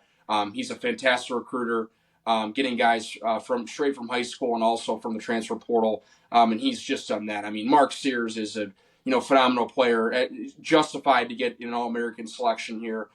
He can hurt you with the deep threes. He can hurt you getting those, baiting you into those, and ones down the lane. And yeah, I mean, Grant Nelson's going to be a big story here for this team because I think last time I checked, he is going to be playing this weekend. Now, how many minutes he gets against Robert Morrison, I wouldn't say too many. I don't think they're going to be, I don't think it's going to be a close game with them. From the tip of the ball. Alabama's just so good. They're the fastest team in the entire country in tempo. They make over 10 threes a game. They prioritize offensive rebounding, kind of like what Florida does. So I'm going to take the Tide here. I'm going to roll with them with the 22 and a half, and poor Robert Morrison has to go against the fastest team in the country with a lot of size and athletes. So give me Alabama here. Yeah, Bama rolls to close out that region. Let's move on. One of my favorite teams in the country, Houston, 28.5-point favorites against SIU Edwardsville, a team that I actually saw play a couple times this year, interestingly enough. But the Cougs are 28.5-point favorites here. Juwan Roberts' health is obviously the big story coming into this game. I personally don't think he's going to play in this game, and since it's such a big favorite, the Cougs should be okay without him. But we've got Tugler down low. We've got Javier Francis down low. We should be more than fine. I think the Cougs squeeze SIUE here, and we take care of business and move on. In terms of the spread, 28.5 seems like a lot to me. I think SIUE is going to have a lot of trouble scoring, so my favorite play in this game is going to be SIUE team total under whatever that line is. That's going to be my play here because I'm not as confident in the Cougs covering this number without Juwan Roberts down low. Obviously, we're not for sure if he's playing or not, but SIUE team total under is going to be my official play for this game, but the Cougs move on into the second round. Yeah, and no disagreements there with you. This Houston team, which I thought was gonna maybe not win and struggle a little bit in the Big 12 this year, proved me wrong. They went out and they kicked a lot of butt, and they beat the teams they needed to beat down the stretch. They beat Texas Tech, they beat Kansas twice, Arizona twice, on their way to not only a conference, a regular season championship, but a conference tournament championship as well for Houston. I think another one. Yeah, and I think that Juwan Edwards being his availability is definitely a big topic of discussion. And I think even if he doesn't play, I still think they could maybe potentially cover that number. I'm going to stay away from the number, but I just think that SIUE is going to struggle a lot to score. It's another typical Houston team that has a phenomenal defense. And LJ Cryer, he's just another plug and play guy for Kelvin Sampson at Houston. What a phenomenal point guard. Emmanuel Sharp's been a great two guard for them as well as scoring the ball. And then Miles Jujan too. What a pickup for him as well on the wing. So defensively they're stifling. They get a lot of offensive boards, second chance opportunities for kickouts. They're just a well-oiled machine. They make the winning plays and they're gritty. So give me Houston all day, but I'm going to stay away from the spread just because I don't know what the status is with Edwards and Roberts, but yeah, yep. Roberts. Excuse me, sorry. All good. Yeah, we'll talk more about Houston when we circle back around to the second round. But let's talk about this next game, Gonzaga, Georgia. The Zags are 6.5-point favorites. Gonzaga, another team who sort of underachieved this year, was ranked really high to start the year, looked very, very good at points, but lost to St. Mary's twice. Ended up beating them in the conference tournament, but just wasn't the team we expected them to be. But when you look at the numbers, and I know this has been a common theme, across the board when you listen and watch things about the tournament, Gonzaga's a top 10 team in terms of KenPom rankings. They're 6.5-point favorites here against this Georgia team who, is another one of these SEC teams that had some solid wins, has one of the better freshmen in the country in Asa Newell. But I like Gonzaga here. I don't know if they cover the 6.5, but I think they are experienced enough. I think that they are good enough in terms of front court and back court to win this game, and I think they end up moving on here against Georgia. Yeah, this was probably the toughest game that I had to pick in this field because I think both teams stack up really well against each other. Like you said, Gonzaga had a very weird year where it wasn't a typical Gonzaga year. Especially in their own conference, where they did lose to St. Mary's twice. in the regular season. Yeah, they did beat them in the conference tournament championship, but they did drop a couple other key losses that they usually wouldn't in the WCC. Yeah, they did drop a couple close games too in the non-con, and that's kind of why their KenPom is so high. Graham Eke and Brandon Huff are a dynamic duo down low. They can hurt you, whether it's protecting the rim, and then Huff kind of gives you that scoring ability. Ryan Nemhart's been there for forever. A fifth-year guy that just knows how to get the ball to his playmakers, and he's been able to get it to a guy in Khalif Battle. That's been really great for him scoring on the wing there. So I'm not worried about them offensively. I just worry about their defense and the level of competition that they played, and in the WCC isn't really bode well for them.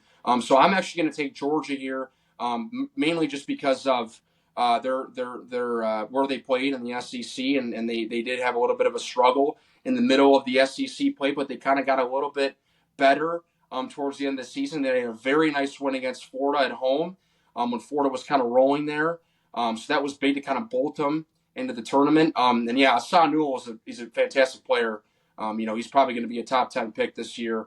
So versatile, kind of down low on the block, and then you can kind of pop out and hit those mid-range jumpers. So I'm going to take George here. I'm going to take Hassan Newell, and I'm going to take Blue as well as their guard who can kind of hit some shots outside.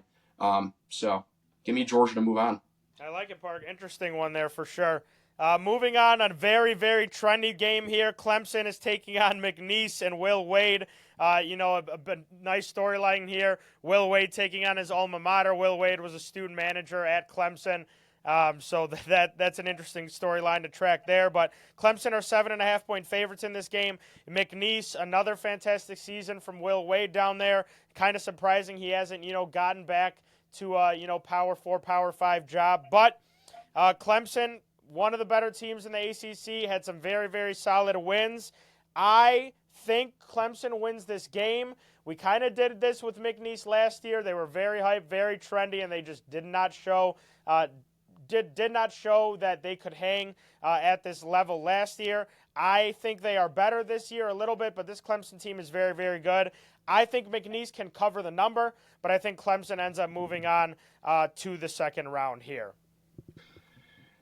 Yeah, and this is another one tough one to pick because McNeese was a darling last year too, right? Will Wade's first year, and they make the tournament again. He's back in the tournament, and everyone kind of picked them thinking, they're the 12 seed and it's a 5-12, and we're going to pick them to win, and they ended up losing. They got blown out actually. It wasn't really that close of a game, and you kind of realize, well, probably had to do some more research on them, right? They're not a big team, and they can't score the ball that well against good competition. This is an interesting matchup, man, because Clemson, as much as I want to pick against them, I mean, this is probably their best team they've had, Yep. in a while. I would even go and say they're maybe a little bit better than last year when they went to the Elite Eight. Chase Hunter's he's a phenomenal player, and him along with Jaden Zachary are probably the best guard duo in the country when it comes to defense. I mean, they average 7.5 steals a game and just under 65 points a game. So they lock you up. And Ian Shefflin's a force down low. I mean, he's a rebounding machine. Very tough to deal with, physical player. So this is Clemson's probably most physical team, and they've got a couple great wins. They beat Duke. I mean, Duke's only conference loss was at Clemson. But I might fall for the bait here again, and I'm going to take McNeese. I'm going to do it. I just think this team's a little bit different than last year. And they have they're a more deeper team this year. They've got 7 guys that average between 7 and 13 points per game. And if they can get turnovers on Clemson, because Clemson's not that great of an offensive team, they're okay. They are the nation's leader in averaging points off turnovers in over 18 a game. So they want to run, and they want to shoot the ball from 3, kind of like any major team. But I think they're going to be able to do it just because they can play Clemson's brand and style of basketball. Aylin Breed was a phenomenal pickup for Will Wade. He's averaging 17.5, and they got the kid from Syracuse too. I'm blanking on his name, but I don't know. Give me Will Wade, man. I just think his second year there at McNeese State, I think he's going to have a better game plan this time. He's familiar with the Clemson program, so give me him over Brad Brownwell, who has done a phenomenal job this year at Clemson. So. Yeah, definitely an interesting one. I do agree with you that McNeese team is better, and I think that Yeah. they're gonna definitely be in this game as opposed to last year where they weren't whatsoever. And I will say too, real quick, I forgot to mention, but this is kind of important. They played two SEC teams this year, McNeese State. They only lost by 8 to Alabama and only 3 to Mississippi State, and I think that's the biggest difference. They can hang in these games this year versus last year. So give me the Cowboys. And they're, like you said, Parker, they're going to be ready to go. They are not going to be afraid of this moment. Will Wade's going to have them ready to go. So, should be a very, very fun game there. This next one, Parker, and this is a team obviously that's close to home for us. We've talked about them a lot this year. Purdue are 7.5-point favorites against High Point. I'm going to start here, Parker. I remember specifically Purdue's first game of the season. We sent each other a text message at almost the exact same time. Purdue can't stop anybody. That's been their fault this whole season. They've won games. Braden Smith, obviously one of the better guards in the entire country. But if they don't get that consistent play from Trey Kaufman-Renn, who's also been fantastic, if they don't get that play from him, and more specifically Fletcher Lawyer, if their third option, whoever it can be in the game, doesn't step up, they absolutely can lose this game. But one play I really, really do like is the over 153.5 in this game. Purdue can't stop anyone. It's been a consistent fault for them all season. Their defense, High Point can score the ball. They're going to come into this game with a lot of energy. I like the over 153.5 as my favorite play for this game. But in terms of the bracket, I think Purdue moves on. Yep, and I'm going to agree with you 100% there. This is a 4-13, and all these 4-13s so far have been very trendy for upsets. This is a game where I'm going to agree with you. I'm going to take Purdue, but I'm not going to take the spread just because I think it's going to be a little bit closer game than people think, and it's going to be very high scoring. I mean, you look at the games that Purdue won, they had to score a lot of points. I mean, 87 against Alabama, 83 against Maryland, 91 against Michigan to win those games. But the losses they gave up, probably on average close to 81, 82 points a game. And that's just not going to get it done. And the problem is that it's their backcourt. Their backcourt defensively is so poor. Braden Smith is, he's a phenomenal player. I mean, he is so smart in the half court, and he knows where to get to his spots. He knows where to make the timely pass and play. And yeah, I mean, he's honestly molded into a great scorer for them. But him along with along with Fletcher Lawyer, who can be absent in some games from 3-point land and can't really drive, those two can't guard anyone. And that's been the problem. And especially against a team in High Point that, they shoot a lot of threes. So yeah, I mean that's where I'm at right now with them. I'm not going to pick High Point to win the game. Like I just said, they're a very efficient team when shooting the 3-point. And they don't have any size is kind of their problem. But Purdue doesn't really have any size either. I mean, they have Trey Kaufman-Renn, who's had a phenomenal season too, with over 20 points per game and 6 rebounds per game. But yeah, I'm going to take Purdue just because I think Trey's going to have a field day down low. And then I think Braden Smith's going to make enough plays along with maybe a couple key shots from Fletcher Lawyer on offense to kind of get him over the hump. I think to win the game against a High Point team that scores a lot from 3-point land. But yeah, I like the over in this too a lot. So Parker, do you have Purdue's schedule pulled up? Give me their first couple games. I'm trying to remember exactly who that game was against. That I remember we texted each other. They couldn't stop anyone. I mean, I can't remember who they were playing. It was, non-conference, and they're giving up 70, 80 points to these teams, barely beating them. And it was a consistent theme all year. Like I said, if they don't get contributions from a third option, whoever it may be, usually it's Lawyer, they could be in trouble here. Yeah, I mean, I'll tell you right now, Theo, it was probably that Alabama game. They gave up 78. But it actually might have been that Yale game they had at home, which I do remember now. They gave up 84 points to Thank Yale. You. That's the at game. home. That's the game. And that was that. I mean, that was incredible. That's why we texted each other because we were like, this is going to be a problem, and it has been a problem for the losses they've had, and it's been a problem for their kind of stretch they've had towards the end of the season where they haven't looked great. I mean, they dropped 4 in a row all to ranked teams, and then they dropped the game to Indiana, which they shouldn't have. That's not a great Indiana team. So yeah, that's a cause for concern. So yeah, I think we're on the same page here. Take Purdue in the Hmm. game, but the spread, I would just stay away from it. I wouldn't take it, and I would just take the over instead at a 153.5. Yep. So Absolutely. All right, moving on. Last few games here. Illinois is going to take on the winner of Texas and Xavier. Texas and Xavier, two interesting teams. A couple of the last teams to get in. Illinois has been back and forth all year. They've been ranked very high. They've dropped a few games. Obviously, they have a ton of talent on that team. But, they rely a lot on the three-point shot. And when they go cold, Parker, they go cold, and it costs them games. But I like Illinois in this spot. I just think they're more talented. I think, having a player like KJ in a tournament like this is going to, really propel him over the top. If Will Riley, the talented freshman, can have some good games here as well, I think they can string a couple together. We'll talk about that in a second here. But I like Illinois to win this first game, no matter who the Texas Xavier winner is. yeah, this one I pondered back and forth a little bit just because I think tomorrow night when Texas plays Xavier, I think they are going to win and beat Xavier. Xavier to me just didn't get enough of those big wins in the Big East this year to kind of justify me taking them over an SEC team that was bottom of the half in the SEC this year, but it's the SEC. I mean they're talented from top to bottom. I think Illinois is going to play Texas. As for the game, yeah, I mean, it's Illinois is it's been the story of their season. If they don't hit their threes, they don't hit their threes, and they struggle mightily on offense. For some reason, they don't like to go down low and kind of incorporate their bigs when they should have.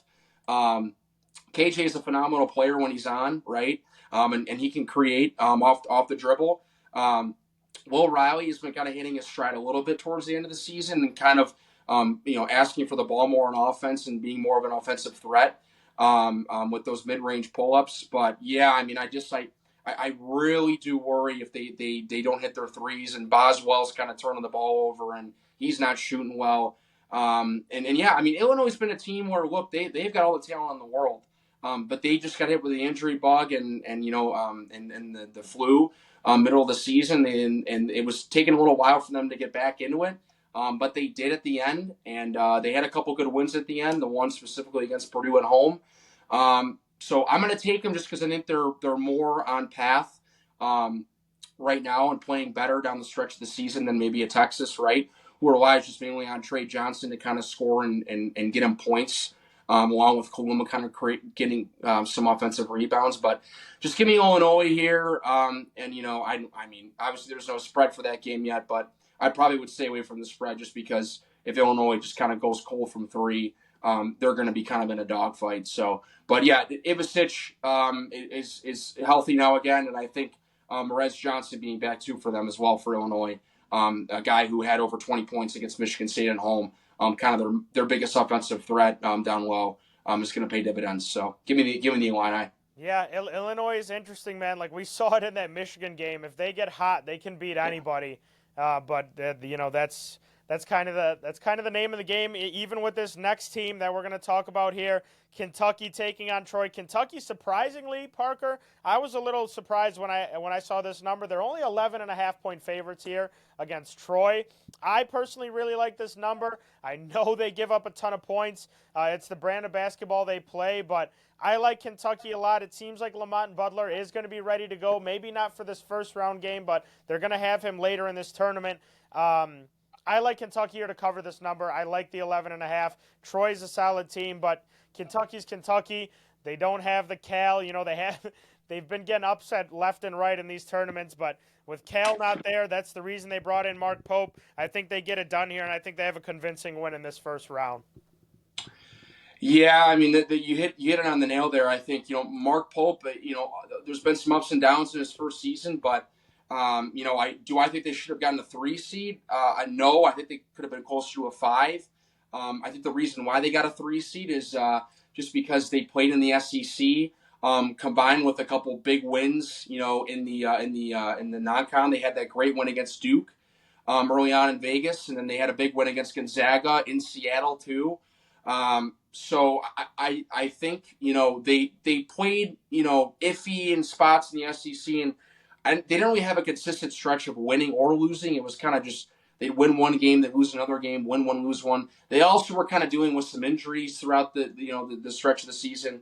I'm blanking on the guy's name who came over from Arizona and was their guard that's been out the whole season. I believe his name's Kirk Kriisa.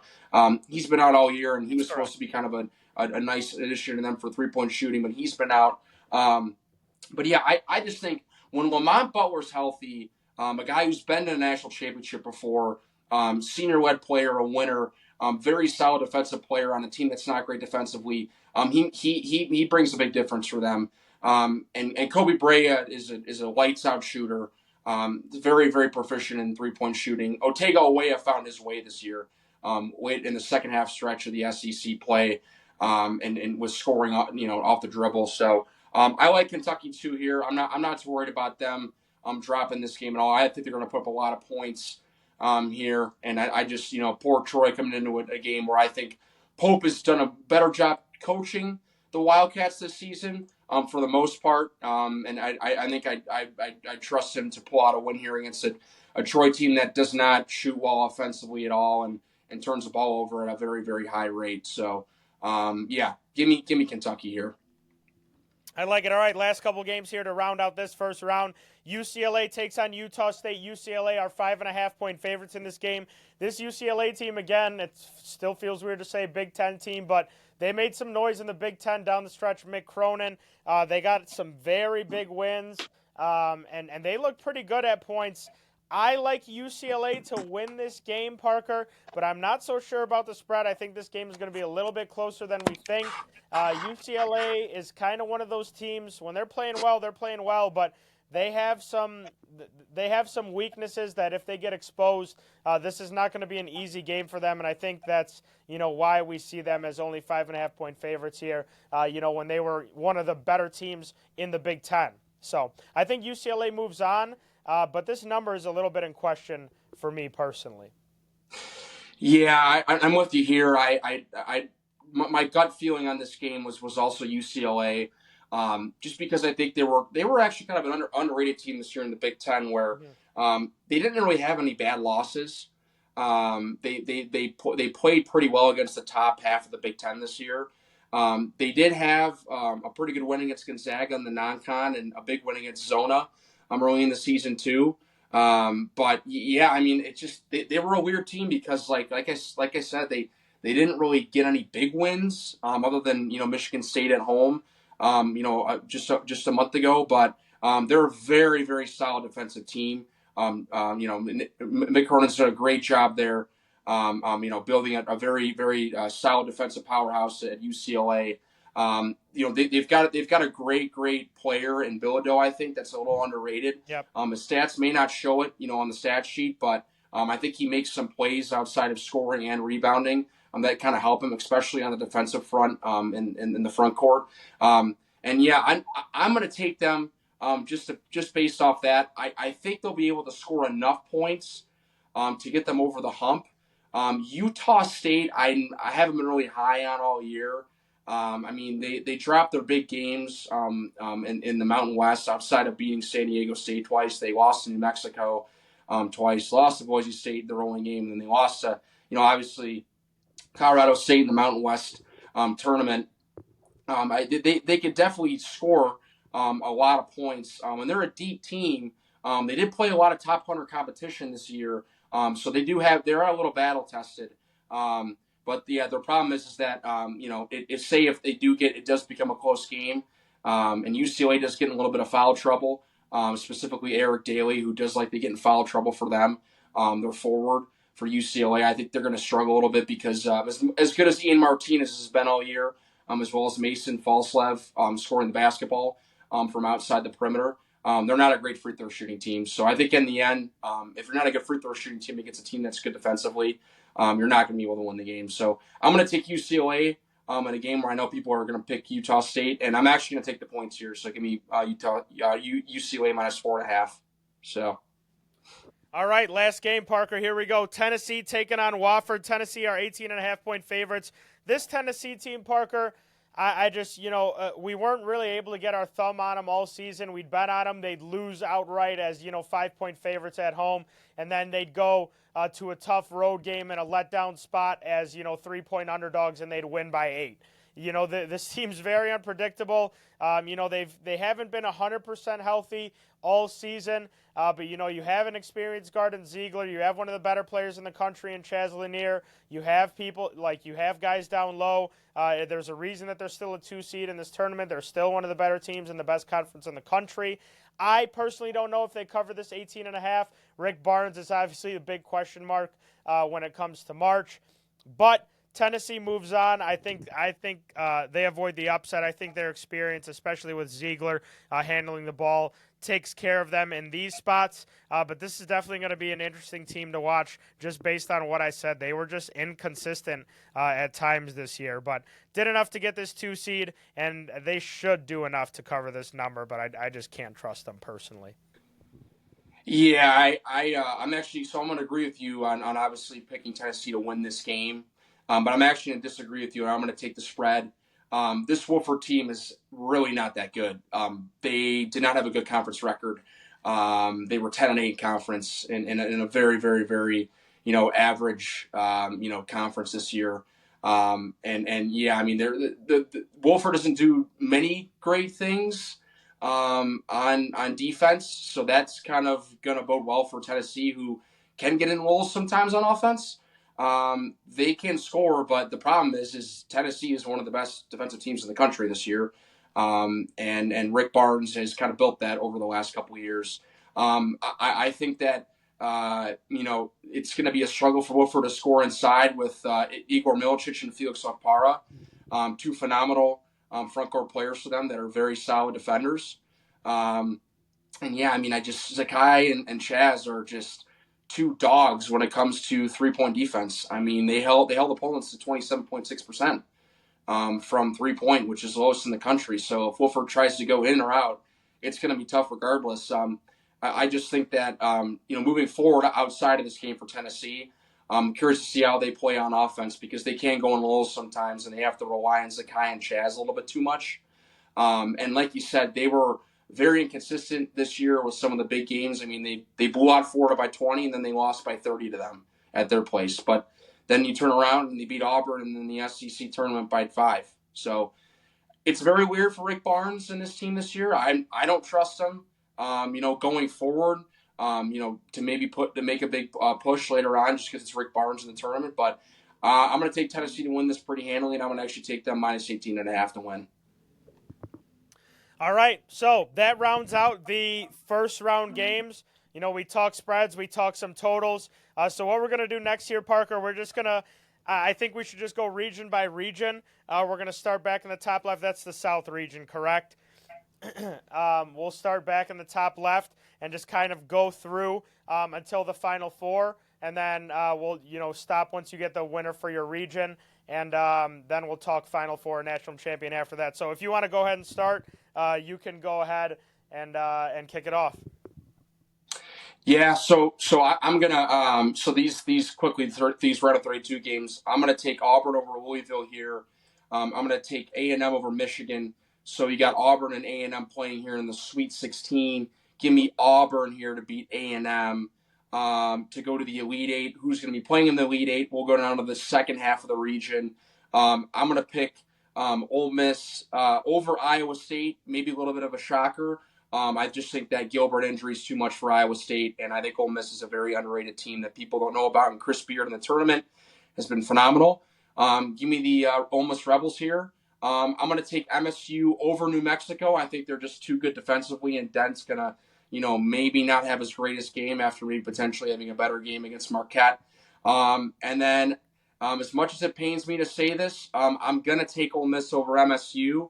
I think I've been very high on them all year, and I think Chris Beard's going to outduel Tom Izzo again. Kind of throw in some zone, some zone against him like he did in the Final Four with Texas Tech a couple years ago. And I think they've got some solid athletes on the perimeter to keep MSU in check, and I think they're going to keep MSU in check in the 3-point line specifically. So I'm going to take Ole Miss to go to the Elite Eight against Auburn, and give me Auburn. to go to the Final Four out of the South. I just think they're going to have a chip on their shoulder. All they've heard, is since they've lost to Tennessee in the semifinals of the SEC tournament, was that Bruce Pearl's kind of failing going into the NCAA tournament again, and Bruce Pearl can't do it, in the NCAA tournament with this Auburn team, and they haven't been, the second weekend yet with Bruce Pearl. That's going to put a chip on their shoulder, and I think they're going to find their groove again. And I think they're going to beat an Ole Miss team that had a really good game against them in the quarters. So give me Auburn to go to the Final Four in the South. So. All right, we're pretty similar here, Parker. I think Auburn beats Louisville in a very, very close game. Like you said, that's going to be almost a home game for Louisville. I really hope that game happens just because it's going to be very entertaining to watch. But like you said, I'm with you. I think Auburn kind of finds that chip on their shoulder. That was the right time for them to lose, and I think they kind of get back into a groove in that spot. I agree with you. I think A&M beats Michigan. I think the guard play is too much for Michigan in the end, and A&M takes care of business there. I also agree that Ole Miss beats Iowa State. I think that Gilbert injury, Gilbert not being there, is going to be too much for them, and Chris Beard gets it done with his squad. And I have Marquette MSU. We basically have the same reasoning, even though we have a different matchup for Sparty. I think that, Sparty limits Cam Jones on the outside. The Spartan guards have been, one of the best defensive units in the country, especially down the stretch here. So Sparty plays Ole Miss in the in the Sweet 16. I think Sparty beats Ole Miss in the Sweet 16. I think there's a Tom Izzo revenge game there. I think we just have too much talent. Tom Izzo has some time to prepare for Ole Miss and Beard. I think Auburn beats A&M, and Auburn and MSU face off in the Elite Eight, and Tom Izzo gets back to another Final Four. Parker, I know that it's questionable for you. I know it's something that we've talked about, but I think if MSU gets to that game, we've seen it where Izzo has the advantage on short rest. I think Pearl against Izzo. Izzo's going to have the advantage on short rest, even though Auburn is the more talented team. I think the coaching advantage is going to be the gap is going to be big enough that Sparty gets it done, and Izzo has another trip to the Final Four. So going to be an interesting one there. It is, and I'm not going to disagree with you with that. I could definitely see Michigan State making the Final Four again. It's very doable because the reasons you just mentioned, him off a short notice and off a 1 day rest. He's done it before. Yep. And he's been in a position that kind of reminds me of them against Duke a couple years ago, right? With an uber talented team at Duke, and they did it. So it's very doable. So I hope it happens. I really do. The one thing I do want to mention, though, it feels like we are in the Final Four in every single person's bracket I look at. You know how they tweet and put out the celebrity brackets, and even not celebrity brackets. It feels like we're in everyone's Final Four, which I hate. I mean, we'll see what happens, but I think if we get to that game, there's a really, really good chance we win it. But let's keep it pushing here. We're going to go down to Florida's region here. So I have Florida against UConn. I think Florida is just too talented. I think they get it done against Hurley. I think we see Hurley kind of lose his top in that game just because Florida is going to give him fits. Memphis against Maryland. I think Maryland moves on. The Tyrese Hunter injury ends up being too much, and the Crab Five takes care of business there. Missouri against Texas Tech, like we said. I think Texas Tech is one of the more complete teams in this tournament, and I think Texas Tech beat Mizzou there. Kansas, Arkansas, St. John's. I have St. John's winning that game. I think the St. John's defense is just going to be too much. Arkansas hasn't played enough together. Like you said, they've been injured, and St. John's has been together all season long, so their defense prevails. Florida, Maryland in the Sweet 16. I think Florida just overwhelms them. They take Derek Queen out of the game. They take those bigs out of the game, and they feast on the wing. And they win that game. Texas Tech, St. John's. I think Texas Tech beats St. John's to move on to the Elite Eight. And then we have a Florida-Texas Tech matchup in the Elite Eight, and Florida heads to the Final Four out of that region. I just think they're too strong. They're playing too good of basketball. And, with how deep they are, especially that their 1, 2, 3 punch, it's going to be very, very hard for teams to contain. Yeah, I don't think I disagree with you once in any of your picks here, other than me having Drake over Missouri to go to the round of 32. Yeah, I agree. I have Ford over UConn. I just think that they're just way too talented for a UConn team that is not as talented as we thought they were going to be this year, and they might put up 100 points on them in that game just because UConn's not great defensively.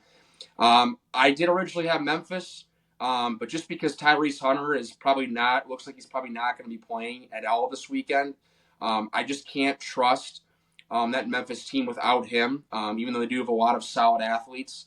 Um, I think that Maryland's probably going to beat them just because I think that their guard play is going to have a slight edge over Memphis is without Tyrese Hunter. I think that's probably going to be a very, very good game if they do end up playing. I agree. But give me Maryland the slight edge there, just because I think they'll be able to shoot the three a little bit better against Memphis. Drake, Texas Tech. I'm all on board with you on Texas Tech. They are such a well coached team, and I think they're really hitting their stride at the right time. They played some really close games that's going to pay dividends from the Big 12 and had some big wins in the Big 12. And JT Toppin's going to be way too much for an undersized Drake team with too many athletes on Texas Tech. So I'm going to go with the Red Raiders there. And I think they're going to be playing St. John's. St. John's is just going to be too much for an Arkansas team.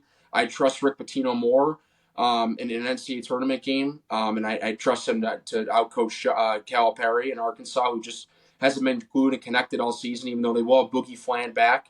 So just give me St. John's and their stout defense. I think Florida beats Maryland. I think Florida can get Maryland in foul trouble and really test their depth, which is not a lot for Maryland. And I think their bigs are going to create a lot of problems for Queen down low, along with Reese defensively. So give me Florida. And then Texas Tech, St. John's. Look, this has been a lot of fun watching St. John's this year, and they've been a great story, and what a great season. Best in 30-plus years, but this Texas Tech team is just way too good. Way too good defensively. I think it's going to be a rock fight between those two teams, but in the end, who's got the better player? Who can create more plays on offense? It's JT Toppin. And I think he's just going to make the 2 plays, 3 plays at the end of the game to prevail to get them over the hump against St. John's. And then Florida, Texas Tech in the Elite Eight. I've been saying it all year. Florida. They're so good on both ends, and I think I think their guard play is going to outplay Texas Tech's guard play out here in the Elite Eight with Elijah Martin and Walter Clayton Jr. and Will Johnson. Give me Florida here to go on to the Final Four, and they'll be cutting the nets down here in the West region in San Francisco. So I like it. We're on the same page there for sure. All right, moving on to the top right, I have Duke Baylor squaring off in the second round. I think Duke wins that game. Cooper Flagg is closer to 100% in that game, and Duke gets it done. They're just too deep.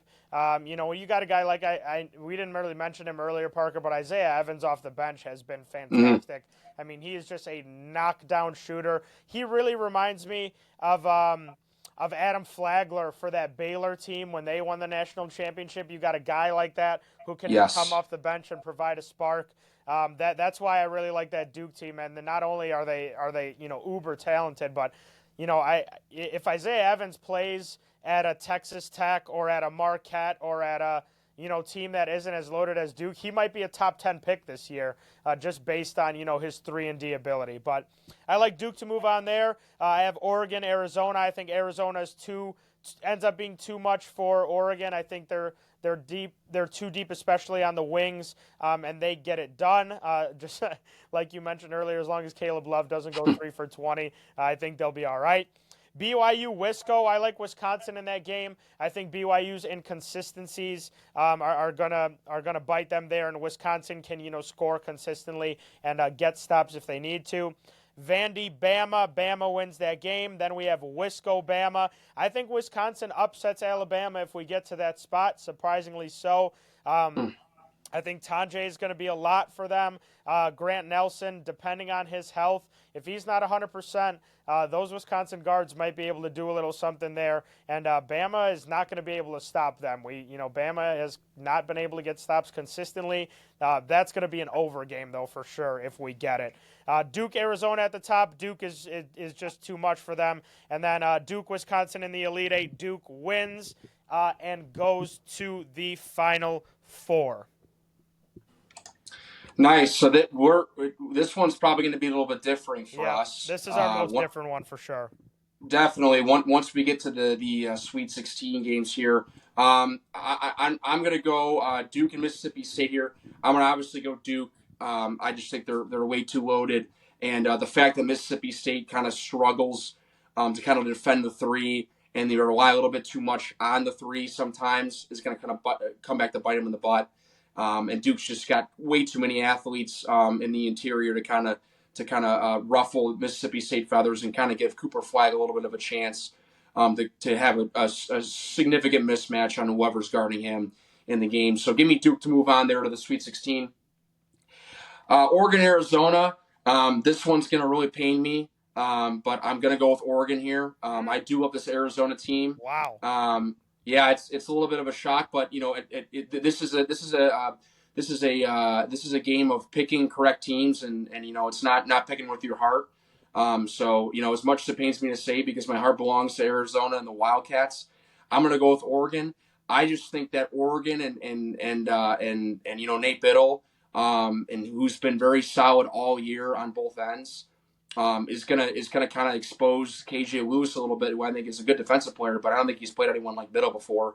And Shellstead is gonna just eat up Caleb Love. I could see him getting Caleb Love in foul trouble. And this is gonna pain me to say, but as much as I like Caleb Love and he's such a fun player to watch, I think this is probably a game where he goes 3 of 20 and just can't shoot efficiently enough to get them over the hump. So give me the Ducks here. Give me Dana Altman, who, again, is just a better coach than Tommy Lloyd has been in the tournament. Yep. I have VCU and Wisconsin here. I'm obviously taking Wisconsin.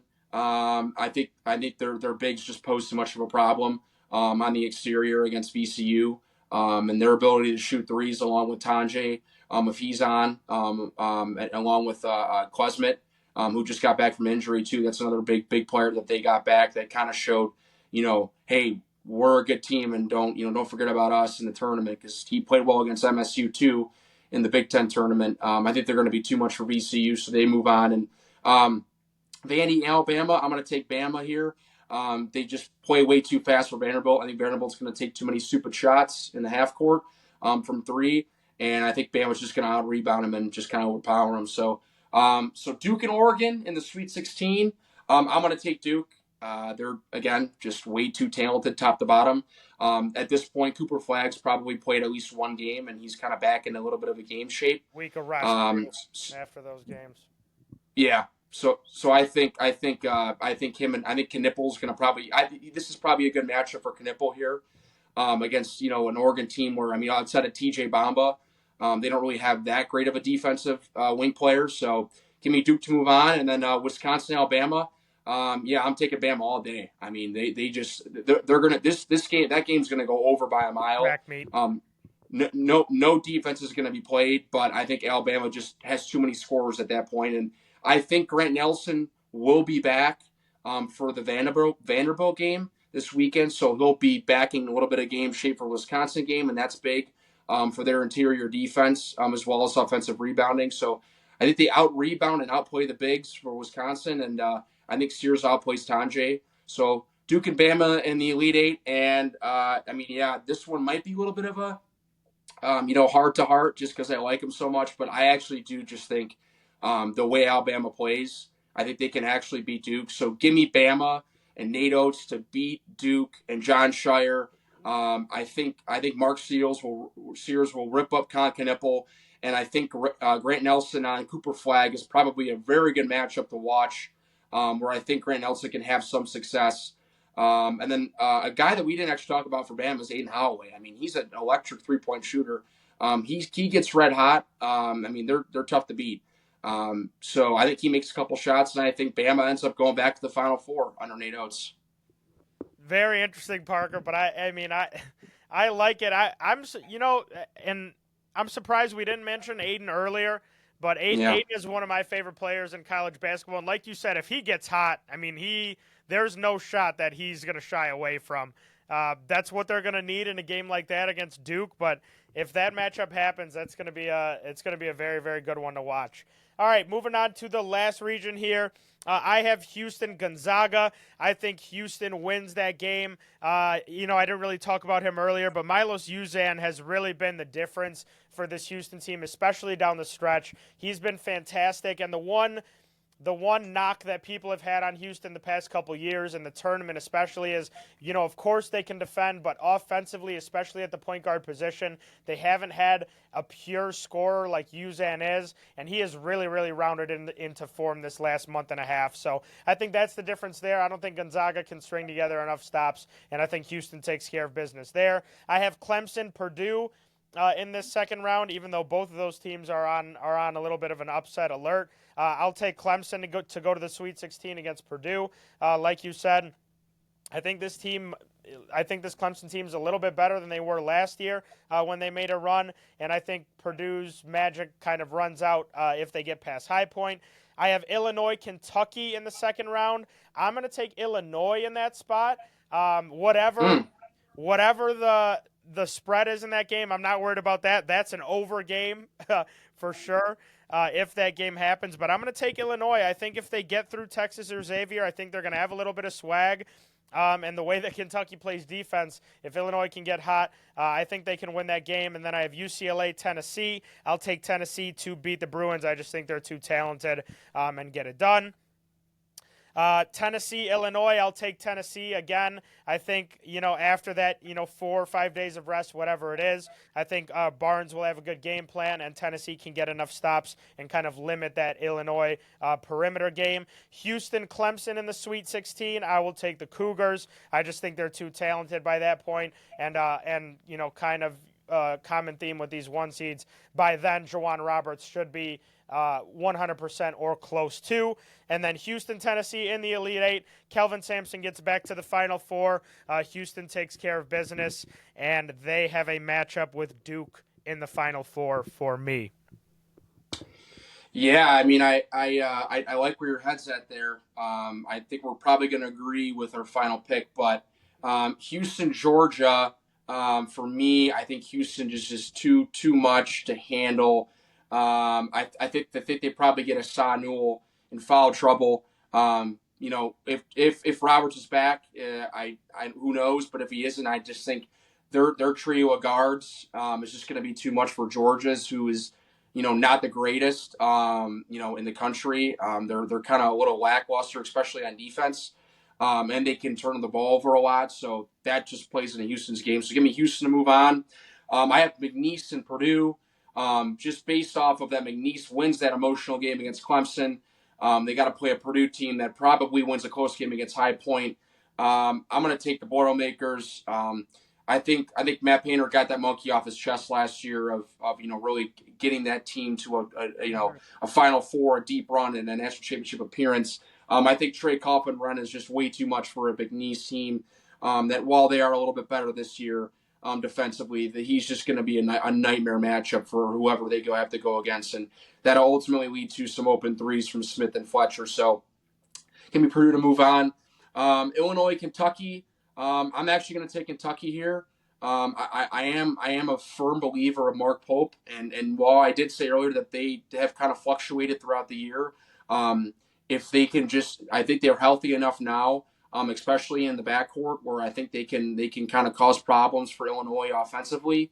I just feel like Illinois can't string together 2 games in a row, right, where they shoot well from 3. That's just highly unlikely. And I just think Kentucky's just going to have their way with with their guard play. So give me Kentucky in that. UCLA, Tennessee, give me Tennessee in that. This one's going to be an absolute rock fight.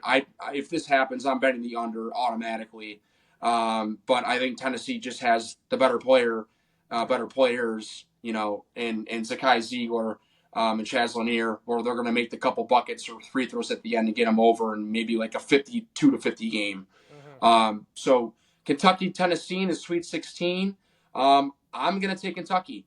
The biggest reason why Kentucky beat Tennessee twice already this season, and they scored over 75 points each game. So that's a big test right there to Mark Pope and his coaching job when they're healthy, right? I think their guard play has outplayed, and it's going to outplay Zakai and Lanier again Hard on to beat a team offense. 3 times, though.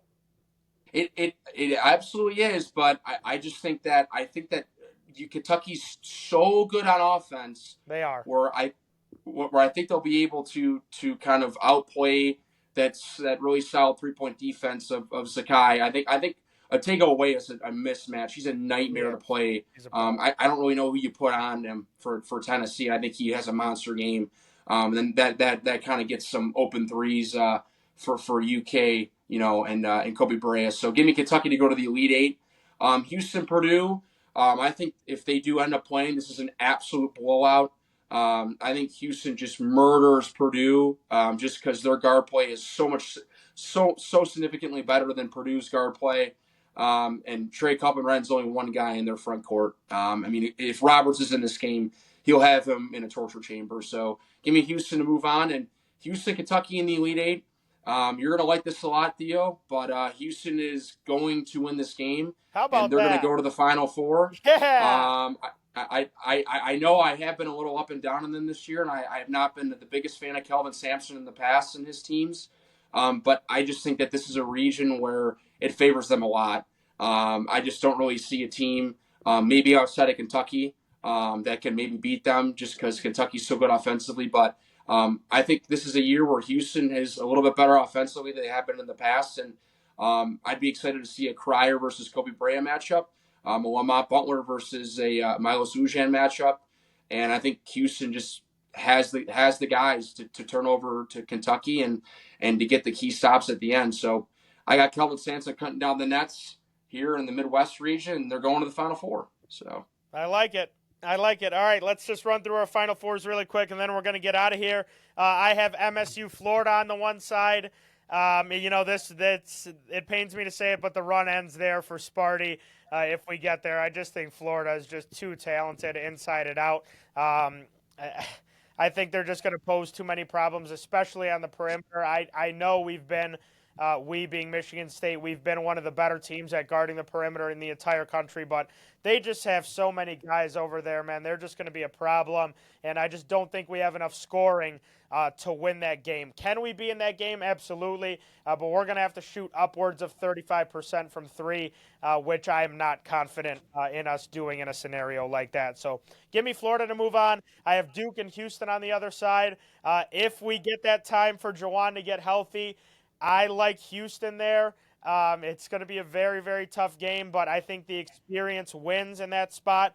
Uzan, Sharp, Cryer, Roberts, Tugler. We have guys who have been there before. They have Flag, they have Knipple, Malawach. They have a lot of freshmen. So if they get in a game like that against a team like Houston, who they have not really played this year, especially in the ACC, I think Houston can hit them in the mouth a little bit, and Houston gets the win there. And we have a Houston-Florida matchup in the final, Parker. I'm going to take my Cougars. I think Calvin finally gets it done. I've picked them the last couple years. But I think this is the year. Like I said, Uzan provides an element for this team that they just have not had, and that's a guard who not only handles and facilitates well, but if you need a basket, he can go get it. So give me Houston. I think that Houston-Florida national championship is going to be one of the better ones that we've had in a long time if we get it. I hope we do. But give me the Cougars, baby. I think we finally get it done for the city. all right, interesting pick. What's the definition of insane? Doing the same thing over and over again, expecting different results. But True. I'll leave that alone. I mean, listen, they could definitely win it all. I don't disagree. My Final Four. So I've got Auburn and Florida on the left side here for the first game in San Antonio. I'm taking Florida. I mean, this is a spot where Auburn and Florida they're a little dissimilar. Where Auburn does rely on Janai Broom sometimes a little bit too much. And even though Chad Baker-Mazara has been phenomenal, if you watch Auburn, I mean, he gets in a lot of foul trouble and he gets kicked out of games. This is a game where he can get kicked out of. I mean, it's two SEC teams going against each other. There's going to be a lot of words thrown around. I just think that the experience that Clayton, Elijah Martin, and Will Richard have, those trio of guards for Florida, is too much for an Auburn team that, I guess their only weakness would be their backcourt. And just that they're not that experienced in the tournament, right? So I'm going to go with Florida here just because I think they got too much explosion from those trio of guards. And I think that, yes, while Auburn does have a really good defensive front court, Condon can really expose that for that Florida team. He's just a monster down low. And I think Auburn hasn't really seen a team, like Florida this year where Florida can out-rebound anyone on defense and offense. So there could be some foul trouble for maybe Janai Broom in a matchup there. And I think Florida ends up just getting a win and probably a harder fought game than people think. So give me Florida to go to the title game against Auburn. And then Bama and Houston, the other game. This is kind of the same thing. I mean, I think it's just SEC. Bama just is going to outrun the crap out of Houston. And I just think, Mark Sears being there for a second time in a row, along with Grant Nelson, two winners of the program. Give me Bama. I just think that, they're another really amazing offensive rebounding team. And I don't think Houston's seen an offensive rebounding team like that in really the Big 12 this year because they've been the best. So give me Bama with Sears and hopefully Nelson if he's available. I think Cliff Amoriarie for Bama is going to give some problems for Roberts too. Defensively, they think he can get some. He has some shot blocking abilities. And then I think Aiden Holloway as well as Chris Youngblood make some threes because that's all Bama does is they just shoot and make threes and they run.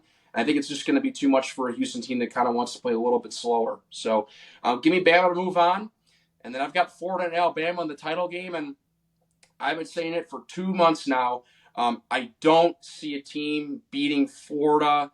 And that kind of backed my theory up when they beat Alabama not once but twice in the month of February, which I was really, really impressed about. So I think Florida outruns and out-rebounds Bama and beats them at their own game.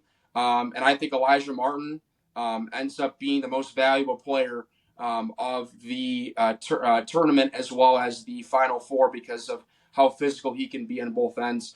So give me the Gators and the Gator Chomp to cut down the nets in San Antonio and hoist an national championship trophy to bring back to Gainesville. How about that, man? I mean, couldn't be more excited, Parker. We got games coming up in a couple days here. Should be very, very fun. A lot of good games to watch. I appreciate you, as always, for coming on, Parker. It's another year. Here we are. So real quick before we get out of here, though, if you guys aren't following me over on SoBet, please be sure to do that. Your boy is in the March Madness handicappers competition. We're doing pretty well right now. So we've obviously been giving picks out all of March over there. But with the tournament coming up here, I'm going to have a pick for every single game. We gave most of them here, but, we're going to have even more by the time Thursday, Friday, this weekend rolls around. So be sure to be following me over there. Subscribe to the SoBet. Again, Parker, thank you so much. I appreciate it. Any closing remarks before we get out of here? No, it was a great episode we had. Really excited to cover the NCAA tournament with you for the first time, Theo, and I'm just very excited for games to get started here on Thursday at 12:10 Eastern, and hoping good luck to everyone that tunes in. Hoping we gave some great advice for you on the first round games, and hoping you guys can win some of your bets as well. And can't wait to watch a bunch of basketball over these next 2 weeks, and it's the best time of the year for a reason. So. Absolutely. Real quick, last thing, make sure you guys are following me over on Twitter, TikTok, all those things. Your boy is going to be live from Las Vegas this first opening weekend of March Madness, so we're going to have a ton of content coming your guys' way. But besides that, guys, that's going to be it for us today. Thank you guys for watching. Thank you for listening. We really, really appreciate it, and we will catch you guys in the next one. Peace.